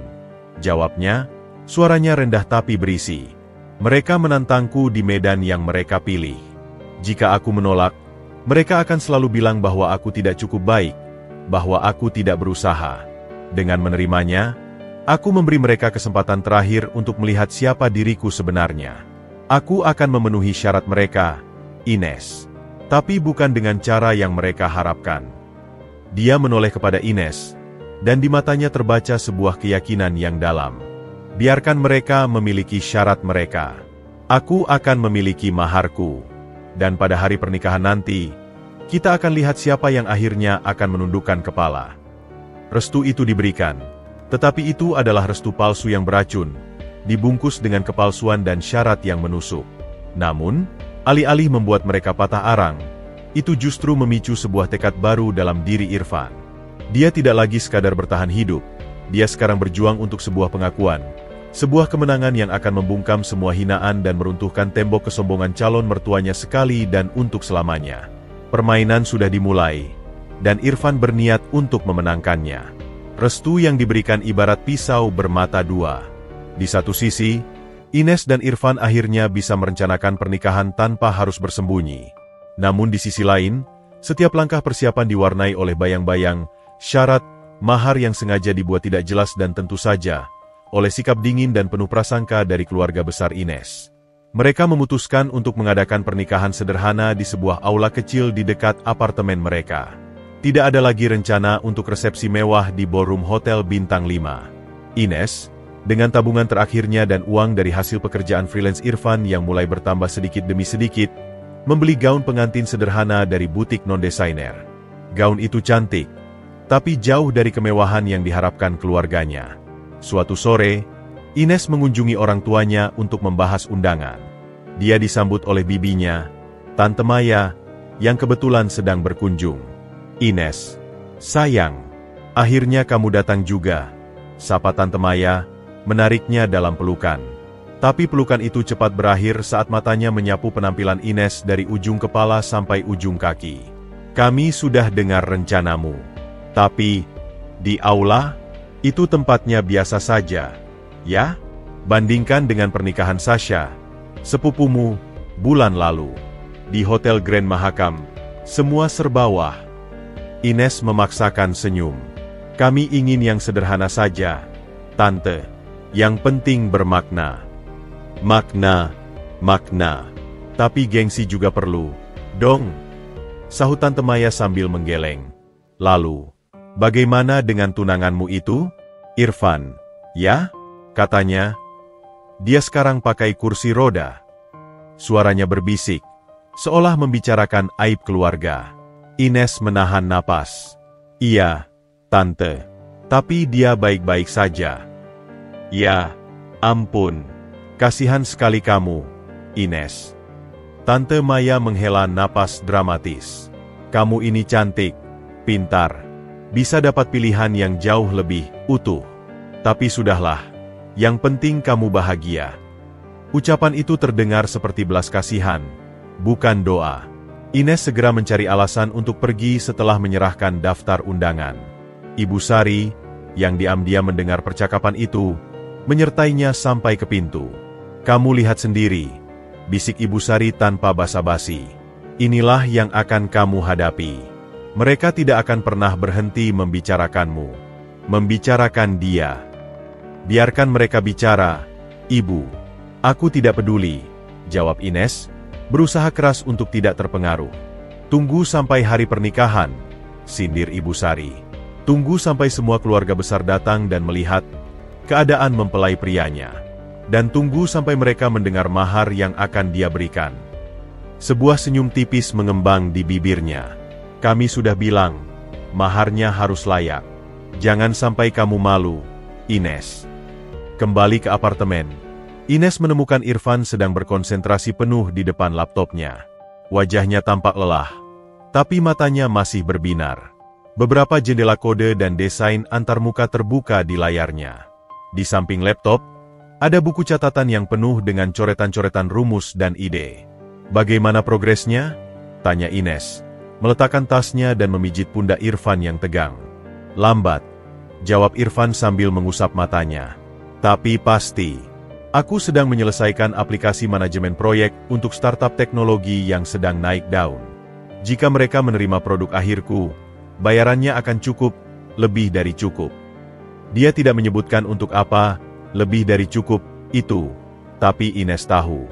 Itu untuk mahar. Untuk memenuhi syarat yang dibuat-buat orang tuanya. "Dengar, Fen," ucap Ines pelan, duduk di sampingnya. "Aku tidak peduli dengan mahar itu. Yang aku inginkan hanyalah kamu. Kita tidak perlu membuktikan apapun pada mereka." Irfan menatapnya, dan di matanya terbaca sebuah tekad yang tak tergoyahkan. "Tapi aku perlu, Nes. Ini bukan lagi tentang mereka. Ini tentangku. Aku perlu membuktikan pada diriku sendiri bahwa aku masih bisa menjadi pria yang bertanggung jawab, yang mampu menghormati calon istrinya dengan layak. Aku tidak akan membiarkan mereka, atau siapapun, meragukan itu." Dia menunjuk ke layar laptopnya. "Aku mungkin tidak bisa memberimu mahar emas atau permata seperti yang mungkin diharapkan keluarga besarmu. Tapi aku akan memberimu sesuatu yang jauh lebih berharga. Sesuatu yang kubangun dengan otak dan tanganku sendiri. Sesuatu yang akan menjamin masa depan kita." Pekerjaan itu membuat Irfan sering begadang hingga larut malam. Kadang, Ines terbangun dan menemukannya tertidur di depan laptop. Buku catatan masih terbuka di pangkuannya. Dia bekerja seperti orang yang dikejar hantu, didorong oleh rasa tanggung jawab dan mungkin sedikit amarah yang tersembunyi. Di tengah semua tekanan itu, ada momen-momen kecil yang menguatkan mereka. Seperti ketika Irfan berhasil menyelesaikan modul aplikasi yang rumit, dan mereka berdua bersorak kecil seperti anak-anak. Atau ketika Ines mencoba memasak makan malam dan gagal total, dan mereka akhirnya tertawa bersama sambil memesan makanan online. Persiapan pernikahan mereka adalah perpaduan antara kepahitan dan manisnya cinta. Setiap ejekan dari keluarga, setiap tatapan iba dari kerabat, seolah hanya menjadi bahan bakar bagi Irfan untuk bekerja lebih keras. Dan setiap momen kebersamaan mereka, setiap tawa kecil di tengah kesulitan, menjadi pengingat bahwa pada akhirnya, pernikahan ini adalah tentang mereka berdua, tentang dua orang yang saling mencintai, yang bertekad untuk membangun kehidupan baru di atas puing-puing mimpi lama mereka, tak peduli seberapa pahit awal perjalanan mereka nantinya. 2 minggu menuju hari pernikahan, ketegangan semakin memuncak. Ibu Sari, yang merasa rencana awalnya berjalan mulus, mulai gelisah. Irfan dan Ines ternyata tidak menyerah. Persiapan pernikahan tetap berjalan, seolah-olah mereka benar-benar yakin bisa memenuhi syarat mahar yang mustahil. Keyakinan itu membuat Ibu Sari tidak nyaman. Suatu sore, dia memanggil Sari, asisten rumah tangganya yang telah bekerja untuk keluarga mereka selama 10 tahun. Percakapan terjadi di ruang keluarga mewah, jauh dari jangkauan telinga yang tidak diinginkan. "Sari, kamu tahu besok ada acara keluarga di rumah Bibi Ines, kan?" Mulut Ibu Sari sambil sesekali melirik ke arah pintu. "Iya, Bu," jawab Sari dengan patuh, berdiri dengan tangan terlipat. "Baik." Ibu Sari mendekat, suaranya berbisik. "Aku ingin kamu melakukan sesuatu untuk ibu. Saat acara nanti, saat kamu menyajikan makanan atau minuman, aku ingin kamu menyebarkan kabar." Sari mengangkat alis, bingung. "Kabar, Bu?" "Iya, tentang calon menantu keluarga ini."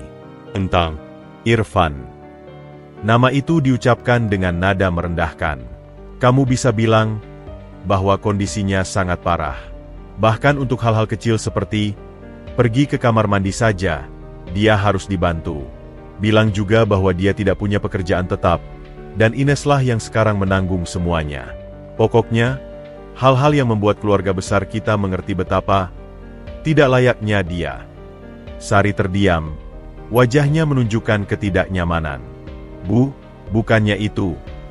Bukan hal yang baik untuk dibicarakan, apalagi menjelang pernikahan." "Ibu tahu itu tidak baik, Sari. Tapi ini untuk kebaikan Ines juga."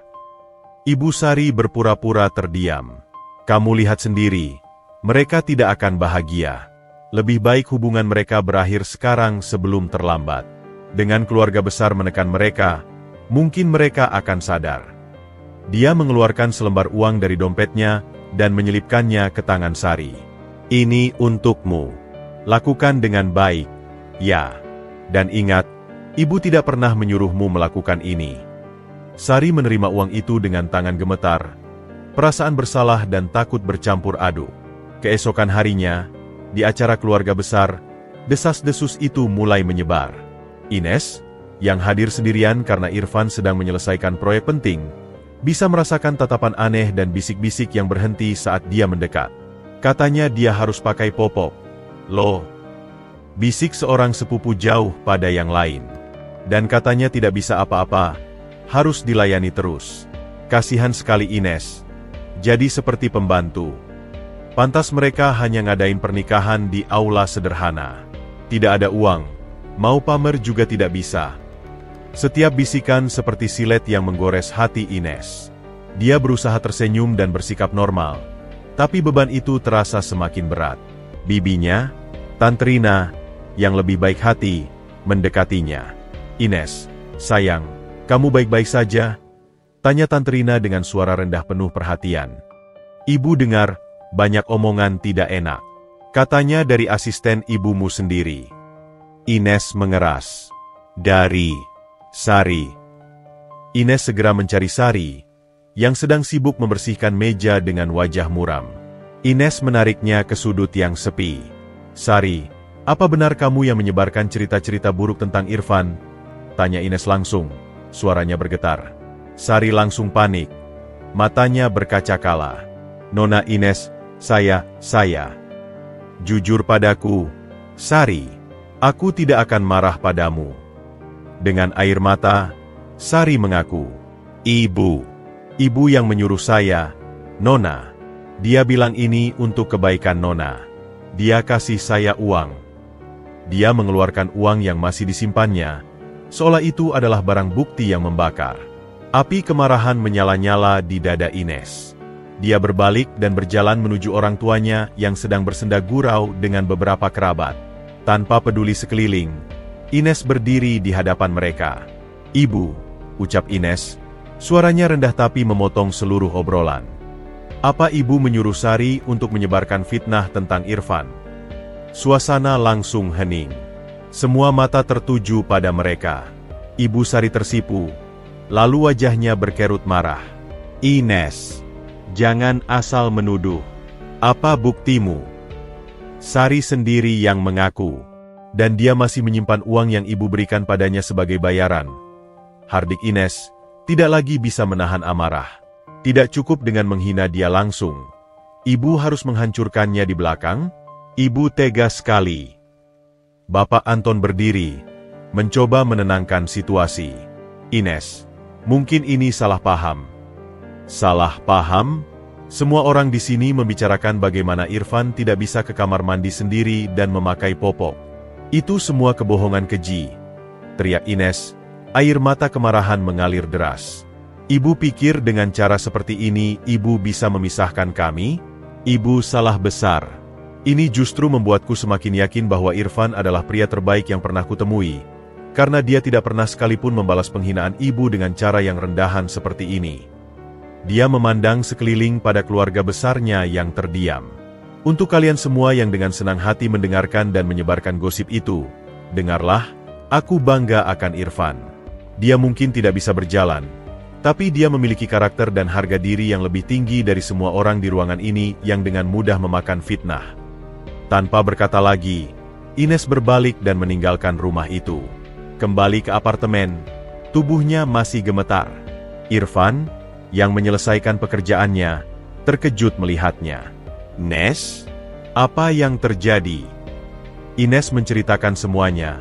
Suaranya masih terisak. Mereka tidak punya hati, Fen. Mereka akan melakukan apa saja untuk memisahkan kita. Alih-alih marah, Irfan justru menariknya ke dalam pelukan. Biarkan mereka, Nes. Kata-kata mereka tidak bisa menyakiti kita jika kita tidak mengizinkannya. Dia mendongak, dan ada cahaya aneh di matanya. Mereka ingin pertempuran?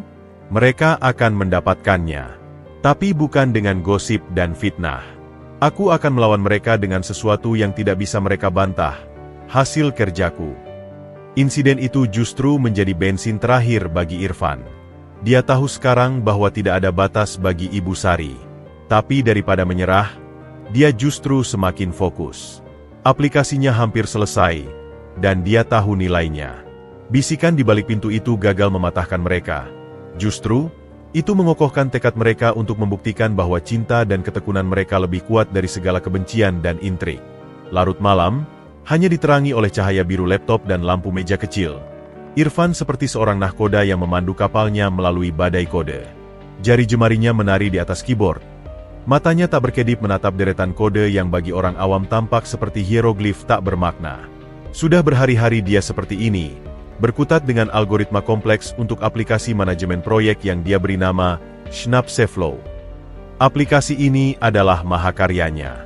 Bukan hanya sekadar tool, tapi sebuah platform yang menggabungkan kecerdasan buatan untuk memprediksi bottleneck dalam proyek, mengoptimalkan alokasi sumber daya, dan bahkan menyarankan solusi kreatif berdasarkan data historis.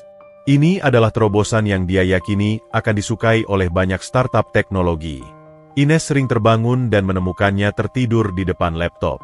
Malam ini, dia membawakan secangkir coklat panas. Sudah larut, Fen. Istirahat dulu, bisiknya, meletakkan cangkir di meja. Irfan mengusap matanya yang perih. Aku hampir selesai, Nez. Tinggal menyempurnakan modul prediktifnya. Dia menunjuk ke layar.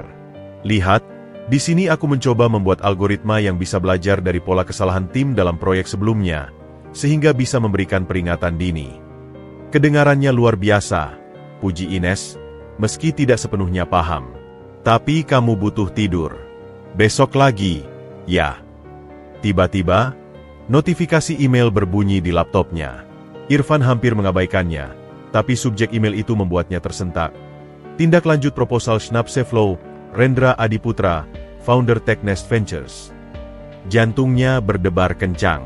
Technest Ventures adalah nama yang cukup dikenal di kalangan startup lokal. Dengan gemetar, dia membuka email itu. Isi apa? Tanya Ines, menangkap kegembiraannya. Diam dulu, bisik Irfan. Matanya menyapu setiap kata di layar. Email itu berbunyi, YTH, BPK Irfan. Saya Rendra, founder Technest. Kami telah mempelajari proposal dan demo Schnapseflow yang Anda kirimkan. Tim kami sangat terkesan, terutama dengan modul AI-nya yang menurut kami sangat visioner. Bisa kita janji temu virtual besok jam 10 pagi untuk membahas lebih lanjut? Kami sangat tertarik untuk tidak hanya menjadi klien, tetapi juga berinvestasi dalam pengembangan produk ini. Kami melihat potensi besar di sini. Salam, Rendra. Irfan membacanya berulang kali, tidak percaya. Ines, yang membacanya dari balik bahunya, memeluknya erat dari belakang. Fen, ini hebat. Mereka tidak hanya mau membeli, tapi berinvestasi. Pertemuan virtual keesokan harinya berlangsung selama 2 jam. Rendra, seorang pria muda dengan kacamata dan semangat tinggi, ternyata adalah mantan senior kampus Irfan yang pernah satu organisasi. Irfan, beneran gak nyangka ketemu lo lagi di sini, kata Rendra riang melalui layar. Waktu di kampus dulu, lo emang jago banget ngutak-ngatik kodingan yang aneh-aneh. Aku langsung tahu ini karya lo saat lihat proposalnya. Mereka berdiskusi teknis dengan antusias. Rendra dan timnya mengajukan tawaran. Technest ingin membeli 30% saham Schnapseflow dengan nilai yang membuat Irfan hampir tersedak air minumnya. Kami nilai Schnapseflow prapendanaan ada di kisaran 5 miliar. Fen, jelas Rendra santai, seolah membicarakan angka receh. Jadi untuk 30%, kami tawarkan 1,5 miliar. Dan kami akan membantu marketing dan scalingnya. Lo tetap pegang kendali penuh secara teknis sebagai CTO. Irfan terdiam, pikirannya berkecamuk. 1,5 miliar. Jumlah yang setengah tahun lalu mungkin hanya angka biasa baginya. Tapi sekarang, di tengah keterpurukan mereka, itu bagai harta karun. Itu cukup untuk membayar semua utang, biaya terapinya bertahun-tahun, dan mahar. Setelah pertemuan berakhir, Irfan mematikan kamera dan hanya duduk terdiam, memandangi layar yang kini gelap. Ines menatapnya, khawatir. "Fan? Apa tidak baik tawarannya?" Irfan memutar kursi rodanya perlahan. Ada air mata di matanya, tapi kali ini, air mata kelegaan dan kemenangan. "Nes," ucapnya, suaranya serak. Kita tidak akan jadi beban lagi." Dia menarik napas dalam. "Dengan uang ini, aku bisa membayar segalanya. Tapi yang lebih penting." Dia menatap mata Ines. "Aku akhirnya punya sesuatu yang layak untuk dijadikan mahar. Bukan uangnya, tapi nilai di baliknya. Aplikasi ini adalah buah dari perjuanganku, dari ketekunanku saat semua orang menganggapku sudah selesai." Ines menangis, tapi kali ini tangis bahagia. Dia memeluk Irfan erat. "Aku selalu tahu kamu bisa, Fan. Aku selalu percaya." Dalam hitungan jam, hidup mereka yang sempat di ujung tandu berbalik arah. Sebuah kode yang ditulis dalam keputusasaan ternyata membuka pintu menuju keselamatan. Irfan tidak hanya menemukan sumber finansial, tetapi yang lebih penting, dia menemukan kembali keyakinan pada kemampuannya. Dia membuktikan pada dirinya sendiri bahwa di atas kursi roda pun, dia masih bisa menjadi pemenang. Dan yang paling memuaskan, dia kini memiliki senjata pamungkas untuk menghadapi syarat calon mertuanya. Bukan dengan uang tunai atau emas, tapi dengan sesuatu yang jauh lebih berharga. Sebuah karya inovatif yang membuktikan bahwa nilai seorang pria tidak terletak pada fisiknya, tapi pada ketajaman pikirannya dan ketekunannya dalam menghadapi badai kehidupan. Matahari pagi menyinari apartemen dengan lembut, menerangi debu-debu yang berputar dalam sinarnya. Suasana di dalam, bagaimanapun, jauh dari kedamaian.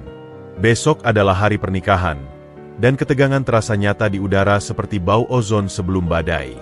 Ines sedang sibuk mengepak beberapa keperluan terakhir untuk besok, sementara Irfan duduk di dekat jendela, memeriksa dokumen kerjasama dengan Teknest yang sudah ditandatangani secara digital.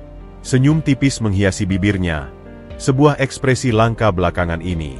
Ketenangan itu tiba-tiba pecah oleh ketukan pintu yang keras dan berirama, penuh otoritas. Ines dan Irfan saling memandang. Mereka tahu siapa itu sebelum pintu terbuka. Ines membuka pintu, dan seperti yang diduga, Ibu Sari berdiri di sana. Hari ini, dia mengenakan setelan bisnis yang ketat. Wajahnya seperti topeng yang dingin dan terukur. Dia tidak membawa apa-apa, tidak ada makanan atau kedok kunjungan sosial. Ini adalah misi bisnis.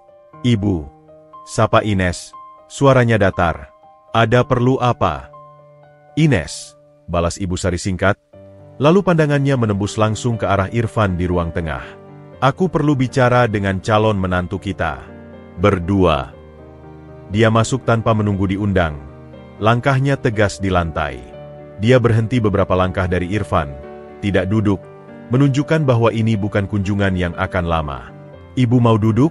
tawar Irfan sopan, meski dia bisa merasakan niat buruk dari balik tatapan itu. "Tidak perlu," tolak Ibu Sari. Matanya menyapu sekeliling ruangan, menangkap gaun pengantin sederhana Ines yang tergantung di balik pintu kamar, lalu kembali ke Irfan. "Besok adalah hari H. Aku datang untuk memberikan penegasan terakhir." Ines mendekat, berdiri di samping kursi roda Irfan seperti seorang pelindung. "Penegasan tentang apa, Ibu?" "Tentang syarat kita," jawab Ibu Sari, menekankan kata syarat. Dia menatap tajam Irfan. "Kami, keluarga besar Ines, akan hadir besok. Semua orang akan melihat. Mereka akan melihat mempelai pria yang dalam kondisimu." Gerakan tangannya yang ringan ke arah kursi roda terasa seperti penghinaan. "Mereka juga akan mendengar maharmu." Dia berhenti, memastikan kata-katanya benar-benar tenggelam. "Ini adalah kesempatan terakhirmu untuk membatalkan semua ini dengan masih menyisakan sedikit harga diri. Katakan saja kamu sakit, atau ada halangan lain. Kami akan urus yang lain. Lebih baik begitu daripada kamu mempermalukan diri sendiri dan mempermalukan putri kami di depan semua orang." Ines menarik napas tajam. "Ibu." Tapi Irfan mengangkat tangan, menghentikannya. Wajahnya tenang, terlalu tenang. Dia mendongak untuk menatap langsung ke mata Ibu Sari, dan untuk pertama kalinya, tatapannya tidak lagi mengandung rasa tidak aman atau sakit. Tatapannya sekarang penuh dengan ketenangan orang yang tahu nilai dirinya. Mempermalukan, ulang Irfan perlahan. Apa yang ibu maksud dengan mempermalukan? Ibu Sari sedikit terkejut dengan ketenangannya, tapi dengan cepat kembali menguasai diri. Jangan berpura-pura tidak mengerti, Irfan. Kamu tahu persis apa yang kami harapkan. Sebuah mahar yang layak, yang menunjukkan bahwa kamu pantas. Bukan sesuatu yang ala kadarnya yang hanya akan membuat kita semua malu. Jadi, menurut ibu, apa yang pantas untuk Ines? Tanya Irfan, suaranya tetap rata. Berapa gram emas? Berapa hektar tanah? Atau mungkin sebuah perusahaan? Ibu Sari tersenyum, senyum tipis dan sinis. Kami tidak pernah menetapkan angka, Irfan. Itu terserah integritas dan kemampuanmu. Tapi kami berharap, kamu jujur pada dirimu sendiri. Jika yang kamu miliki hanya sedikit, jangan berjanji yang muluk-muluk. Lebih baik mundur dengan elegan sekarang. Ines menggigit bibirnya sampai sakit. Dia ingin meneriaki ibunya, ingin mengusirnya. Tapi dia melihat ekspresi Irfan dan memilih untuk percaya. Irfan mengangguk pelan, seolah-olah mempertimbangkan nasihat itu. Kemudian, dia berkata dengan suara yang jernih dan penuh keyakinan. Saya menghargai kepedulian ibu, tapi saya tidak akan mundur. Wajah Ibu Sari berkerut. Kamu sungguh keras kepala. Bukan keras kepala, Ibu. Ini keyakinan, balas Irfan. Saya telah berjanji pada Ines, dan pada diri saya sendiri, bahwa saya akan memberikan yang terbaik. Dan besok, di depan semua keluarga besar, saya akan menepati janji itu. Janji dengan apa, Irfan? Sergah Ibu Sari, kesabarannya habis. Dengan mimpi dan angan-angan? Atau dengan aplikasi freelance kecil-kecilanmu? Irfan tidak langsung menjawab. Dia hanya tersenyum. Sebuah senyum kecil yang misterius dan penuh percaya diri. Ibu akan melihatnya besok. Saya jamin, mahar yang saya berikan untuk Ines akan sesuai dengan standar keluarga.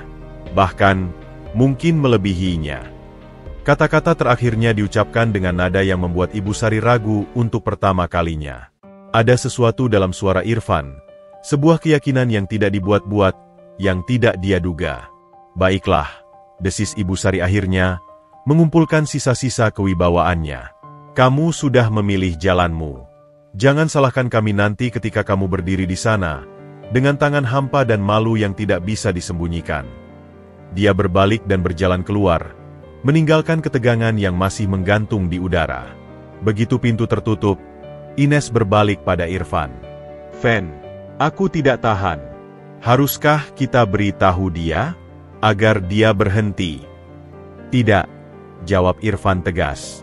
Dia memandang ke arah pintu, seolah masih bisa melihat bayangan calon mertuanya. Biarkan dia memiliki keraguannya. Biarkan dia datang besok dengan ekspektasi untuk melihatku jatuh.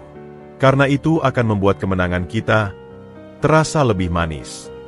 Dia menatap Ines, dan di matanya terbaca kedamaian seorang prajurit yang tahu bahwa pertempuran hampir berakhir, dan kemenangan sudah di depan mata.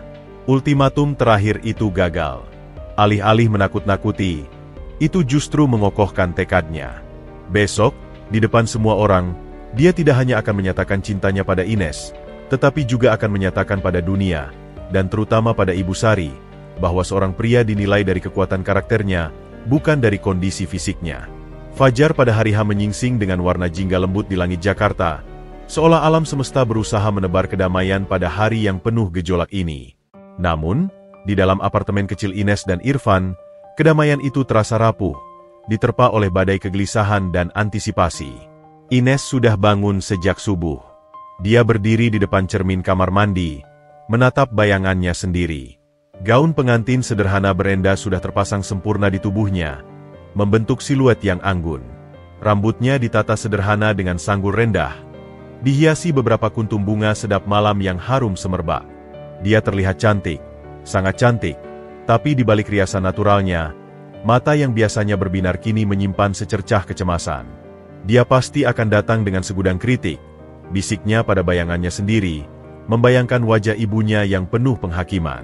Aku tidak tahu apakah aku kuat, Tuhan. Dari ruang tengah, terdengar suara Irfan yang sedang berbicara lembut dengan Rendra, temannya yang akan membantunya bersiap. Irfan telah memilih untuk tidak mengenakan jas pengantin konvensional, melainkan setelan baju tradisional Jawa yang disesuaikan, terbuat dari kain bludru hitam yang mewah, dengan kerah tertutup dan sulaman benang emas yang sederhana namun elegan. Itu adalah pilihan yang disengaja. Dia ingin terlihat berwibawa, namun nyaman di kursi rodanya. Rendra, dengan hati-hati, membantu Irfan merapikan setelannya. Santai saja, Fen. Semuanya akan baik-baik saja, kata Rendra meyakinkan, menepuk pundak Irfan. Yang ku khawatirkan bukanlah akadnya, Ren, jawab Irfan sambil menatap dirinya di cermin portabel yang dipegang Rendra. Tapi, reaksi mereka, terutama ibunya Ines. Tangannya yang berada di pangkuan mengepal ringan. Aku tidak ingin Ines terluka lagi. Sementara itu, di sisi lain kota, keluarga besar Ines sudah mulai berkumpul di rumah orang tuanya untuk berkonvau menuju aula. Suasana di sana berisik, penuh dengan celoteh dan tawa, namun di baliknya, bisik-bisik dan desas-desus tentang mempelai pria masih terus bergulir.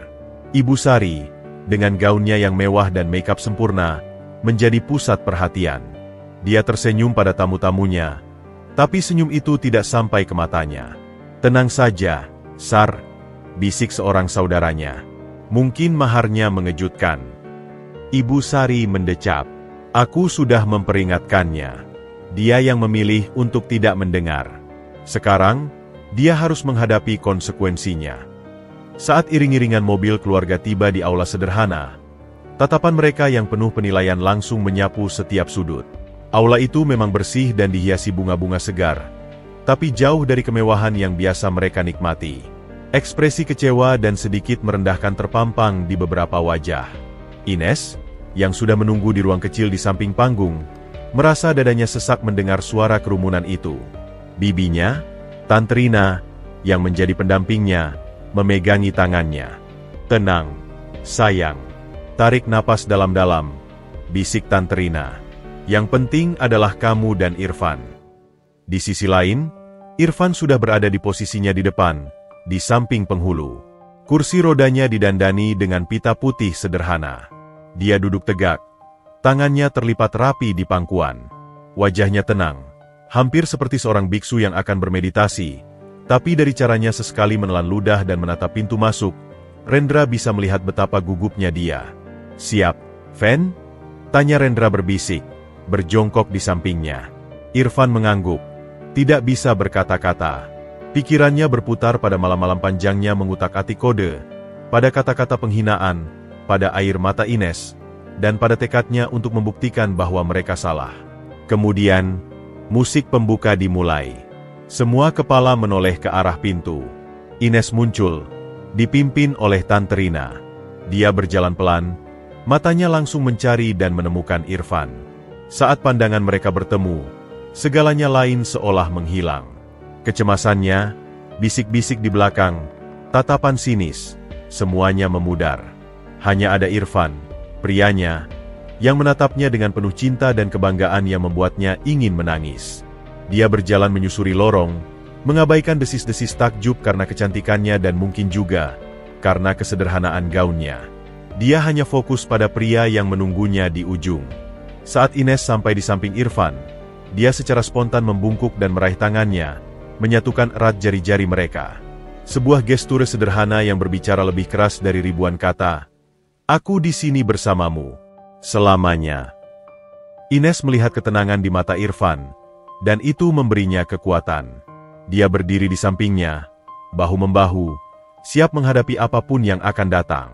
Mereka mungkin dikelilingi oleh keraguan dan cibiran, tetapi dalam gelembung kecil mereka berdua, hanya ada cinta dan sebuah keyakinan tak tergoyahkan bahwa mereka sedang mengambil langkah terpenting dalam hidup mereka. Pagi yang penuh keheningan dan tegang itu akhirnya pecah dengan dimulainya prosesi akad nikah, membawa serta segala harapan, ketakutan, dan sebuah rahasia besar yang akan segera terungkap. Suara gemerisik dan bisik-bisik perlahan mereda, digantikan oleh keheningan yang hampir religius. Semua mata tertuju ke depan, di mana penghulu sudah berdiri dengan Al-Quran di tangannya. Di sebelah kiri penghulu, Irfan duduk tegak di kursi rodanya. Wajahnya sedikit pucat namun penuh keteguhan. Di sebelah kanannya, Ines berdiri dengan anggun. Gaun sederhananya berkilau lembut di bawah cahaya lampu. Tangannya masih menggenggam erat tangan Irfan. Sebuah jangkar di tengah lautan tatapan yang beragam. Penghulu memulai dengan bacaan pembuka. Suaranya yang dalam dan tenang mengisi setiap sudut aula. Udara terasa pekat, seolah menahan napas menunggu momen yang menentukan. Ibu Sari dan Bapak Anton duduk di barisan paling depan, tepat di hadapan mempelai. Ekspresi Ibu Sari dingin dan penuh pengawasan, seperti seorang hakim yang menunggu terdakwa mengaku bersalah. Irfan bin Surya Atmaja, apakah Anda bersedia menikahi Ines Putri Ramadhani di sini, dengan mas kawin yang telah disepakati? Tanya penghulu, suaranya lantang dan jelas. Irfan mengangkat kepala, matanya berbinar dengan keyakinan yang dalam. Ya, saya bersedia. Sekarang giliran Ines. Ines Putri Ramadhani, apakah Anda bersedia dinikahi oleh Irfan bin Surya Atmaja, dengan mas kawin yang telah disepakati? Dengan suara yang jernih dan tidak goyah, meski air mata kebahagiaan mulai menggenang di pelupuk matanya, Ines menjawab, "Ya, saya bersedia." Kemudian tibalah momen yang dinanti-nanti sekaligus ditakuti oleh semua orang. Penghulu berpaling kepada Irfan. Suasana menjadi begitu hening, hingga desis AC pun terdengar jelas. Bismillahirrahmanirrahim. Dengan nama Allah yang Maha Pengasih lagi Maha Penyayang, ucap penghulu. Irfan bin Surya Atmaja telah berjanji untuk menikahi Ines Putri Ramadhani. Sebagai tanda kesungguhan dan cintanya, apa yang akan Anda berikan sebagai mahar kepada mempelai wanita? Dunia seolah berhenti berputar. Ines bisa merasakan telapak tangannya berkeringat. Dia memandang Irfan, memberinya kekuatan melalui tatapan mata mereka. Di barisan depan, Ibu Sari sedikit condong ke depan. Senyum tipis dan sinis sudah siap terukir di bibirnya. Dia siap dengan kata-kata pedasnya. Siap untuk menyeringai dan mempermalukan Irfan di depan semua keluarga besarnya. Semua orang menahan napas. Beberapa kerabat sudah mempersiapkan ekspresi iba atau cibiran. Kamera-kamera ponsel terangkat, siap mengabadikan momen memalukan yang mereka duga akan terjadi. Namun, yang terjadi sama sekali di luar perkiraan mereka. Irfan tidak mengeluarkan selembar uang, sebungkus emas, atau sekotak perhiasan. Dia bahkan tidak terlihat gugup atau ragu. Sebaliknya, dia duduk lebih tegak, bahunya terbuka, dan mengambil napas dalam-dalam. Saat dia mulai berbicara, suaranya tidak terdengar lemah atau malu-malu. Suaranya terdengar dalam, jelas, dan penuh wibawa, menggetarkan ruangan yang sunyi itu. "Ines, sayangku," mulanya, menatap langsung ke mata calon istrinya, mengabaikan ratusan pasang mata lain yang menatapnya. "Dunia mungkin melihatku sebagai pria yang tidak lengkap. Tapi untukmu, aku ingin memberikan mahar yang mewakili seluruh diriku, jiwa dan ragaku, dan jaminan untuk masa depan kita." Dia berhenti sejenak, memastikan setiap kata yang diucapkannya terdengar oleh semua orang, terutama bagi dua orang di barisan paling depan. "Pertama," lanjut Irfan, suaranya semakin berwibawa, "sebagai tanda cintaku yang abadi dan tanggung jawabku sebagai imam dalam rumah tangga, aku persembahkan untukmu hafalan dan pemahamanku atas Al-Quran 30 juz. Aku berjanji akan menjadi imam dan guru pertama untukmu dan anak-anak kita kelak, membimbing kita semua menuju ridhanya." Ruangannya masih hening, tapi kini hening yang berbeda. Hening karena keterkejutan yang disertai rasa haru. Beberapa orang tua di antara tamu undangan mengangguk-angguk pelan. Mata mereka berkaca-kaca. Mahar berupa hafalan Quran adalah mahar yang sangat mulia dan langka, menunjukkan kedalaman iman dan integritas. Sebelum kekaguman itu mereda, Irfan melanjutkan, "Kedua, sebagai bekal hidup kita di dunia dan bukti bahwa keterbatasan fisik tidak membatasi kemampuan seseorang untuk berkarya, kuberikan kepadamu hak kepemilikan penuh atas 5 startup teknologi yang telah kukembangkan, termasuk Schnapseflow, yang baru saja mendapatkan investasi dari Technest Ventures dengan valuasi awal 5 miliar rupiah. Desis rendah membahana di ruangan itu. 5 miliar? Mata yang tadinya penuh iba dan sinis, kini melebar tak percaya. Ibu Sari, yang sejak tadi duduk dengan sikap menyilangkan kaki, perlahan-lahan mendudukkan postur tubuhnya. Senyum sinisnya menghilang, digantikan oleh keheranan yang dalam. Bapak Anton, yang biasanya sulit berekspresi, kini mengerutkan keningnya. Matanya menatap Irfan dengan pandangan baru, penuh perhitungan.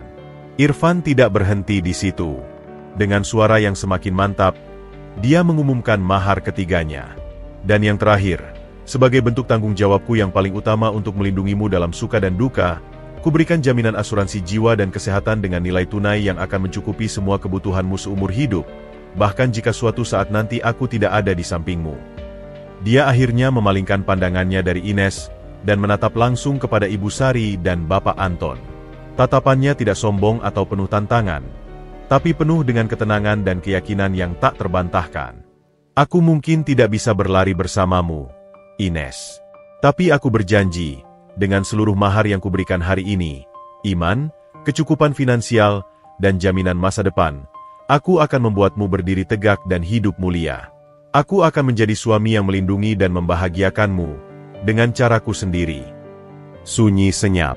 Lalu, pecahlah tangis haru Ines yang tidak bisa lagi dibendung. Dia memeluk bahu Irfan, meletakkan kepalanya di pundak pria yang begitu gagahnya itu. Beberapa tamu undangan lainnya juga ikut menyeka air mata. Akad itu bukan sekadar penyatuan dua insan. Itu adalah sebuah deklarasi. Sebuah pembuktian yang menggetarkan hati dan membungkam mulut-mulut yang penuh prasangka. Di depan semua orang, Irfan tidak hanya menyatakan cintanya, tetapi juga membangun kembali harga dirinya, potongan demi potongan, dengan mahar yang tidak hanya layak, tetapi sungguh-sungguh tak ternilai harganya. Kata-kata terakhir Irfan menggelegar di dalam keheningan yang terentang, memenuhi setiap sudut aula hingga terasa sesak oleh makna yang terkandung di dalamnya. Bukan sesak oleh kebisingan, melainkan oleh sebuah realitas baru yang begitu dahsyat sehingga meruntuhkan semua prasangka dan dugaan yang dibangun selama berbulan-bulan. Pandangan semua orang tertuju pada Ibu Sari dan Bapak Anton. Wajah Ibu Sari, yang sejak tadi memancarkan kemenangan palsu, kini berubah total. Darah seolah mengalir meninggalkan wajahnya, meninggalkan warna pucat yang kontras dengan riasan sempurnanya. Bibirnya yang biasanya menyunggingkan kata-kata pedas, kini terbuka sedikit, bagai mencoba menelan sesuatu yang pahit. Tatapannya yang penuh penghakiman kini kosong, tertuju pada Irfan yang duduk tenang di kursi rodanya, namun terasa lebih tinggi dan perkasa daripada siapapun di ruangan itu. Tangannya yang tergenggam di atas pangkuan bergetar halus. 5 startup? Valuasi 5 miliar? Angka-angka itu berputar-putar di kepalanya, menghancurkan gambaran yang selama ini dia ciptakan tentang seorang Irfan yang miskin, tak berdaya, dan menjadi beban. Dia, mati kutu, tak mampu mengucapkan sepatah kata pun. Segala rencana untuk mempermalukan Irfan berbalik arah, dan menghantamnya dengan kekuatan penuh. Bapak Anton, di sampingnya, tak kalah terpukul. Sebagai seorang pengusaha, dia paham betul nilai dari apa yang baru saja diucapkan Irfan. Startup dengan valuasi miliaran rupiah bukanlah mainan. Itu adalah bukti kecerdasan, visi, dan ketekunan yang luar biasa. Tatapannya pada Irfan berubah drastis, dari meremehkan menjadi menghitung, dari sinis menjadi penuh rasa hormat. Dia menyadari dengan sangat pahat bahwa mereka telah meremehkan seorang pria dengan kualitas langka. Rasa malu yang dalam menyelimutinya, membuatnya menundukkan kepala, tak sanggup menatap langsung orang yang telah mereka hina begitu keji. Sunyi itu akhirnya pecah oleh suara Ines yang terisak. Bukan terisak sedih, melainkan terisak lega, bangga, dan bahagia yang meluap-luap. Dia memeluk erat pundak Irfan, air matanya membasahi kain bludru hitam yang dikenakannya. "Terima kasih," bisiknya, suaranya parau oleh emosi. Aku tidak menyangka." Irfan menepuk punggung tangan Ines yang menggenggam erat bahunya. "Aku berjanji padamu, kan?" katanya lembut, "hanya untuknya." Penghulu, yang terkesima sejenak, akhirnya menarik napas dan menyelesaikan prosesi akad dengan suara yang sedikit bergetar oleh kekaguman. "Dengan disaksikan oleh Allah dan semua hadirin di sini, saya nyatakan bahwa kalian telah resmi menjadi suami istri. Saudara-saudara, mari kita beri selamat kepada pasangan pengantin, Irfan dan Ines." Bukan tepuk tangan yang langsung bergemuruh, melainkan sebuah keheningan yang hangat, diikuti oleh beberapa suara terisak haru dari keluarga yang selama ini mendukung, lalu barulah tepuk tangan riuh rendah mengisi ruangan. Banyak tamu yang masih tercengang, memproses mahar luar biasa yang baru saja mereka dengar. Saat acara berlangsung, Ibu Sari tetap duduk bagai patung.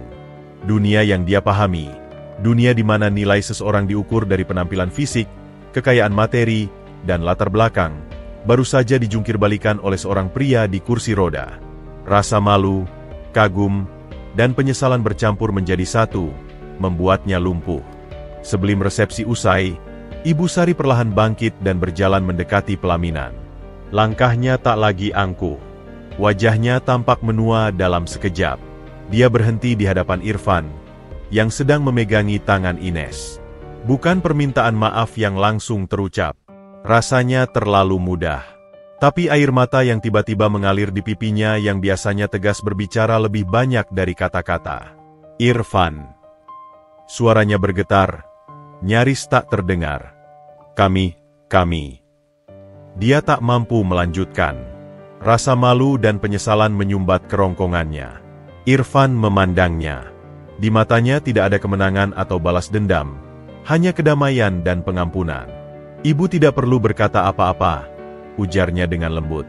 Yang penting sekarang adalah kebahagiaan saya dan Ines. Dan ibu adalah bagian dari keluarga kami.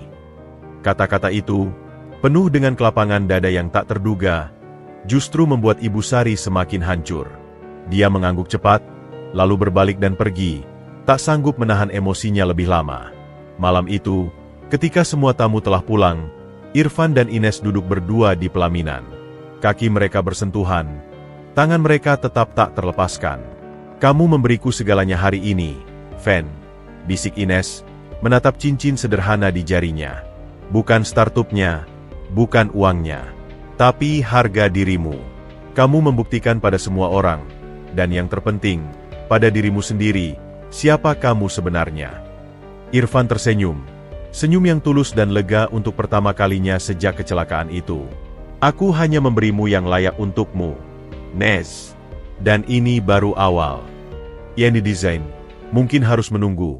Tapi, Schnapseflow, dan impian-impian kita yang lain mereka baru saja dimulai. Mereka duduk dalam keheningan yang nyaman, merasakan sebuah bab yang penuh luka telah tertutup, dan sebuah bab baru yang penuh harapan telah terbuka. Mahar itu telah membungkam semua hinaan, tetapi lebih dari itu, ia telah memulihkan keyakinan, membangun jembatan pengampunan, dan membuktikan pada semua orang bahwa cinta sejati dan ketekunan mampu mengubah bahkan situasi yang paling mustahil sekalipun. Perjalanan mereka tidak akan mudah, tetapi mereka kini tahu, selama mereka bersama, tidak ada yang tidak mungkin.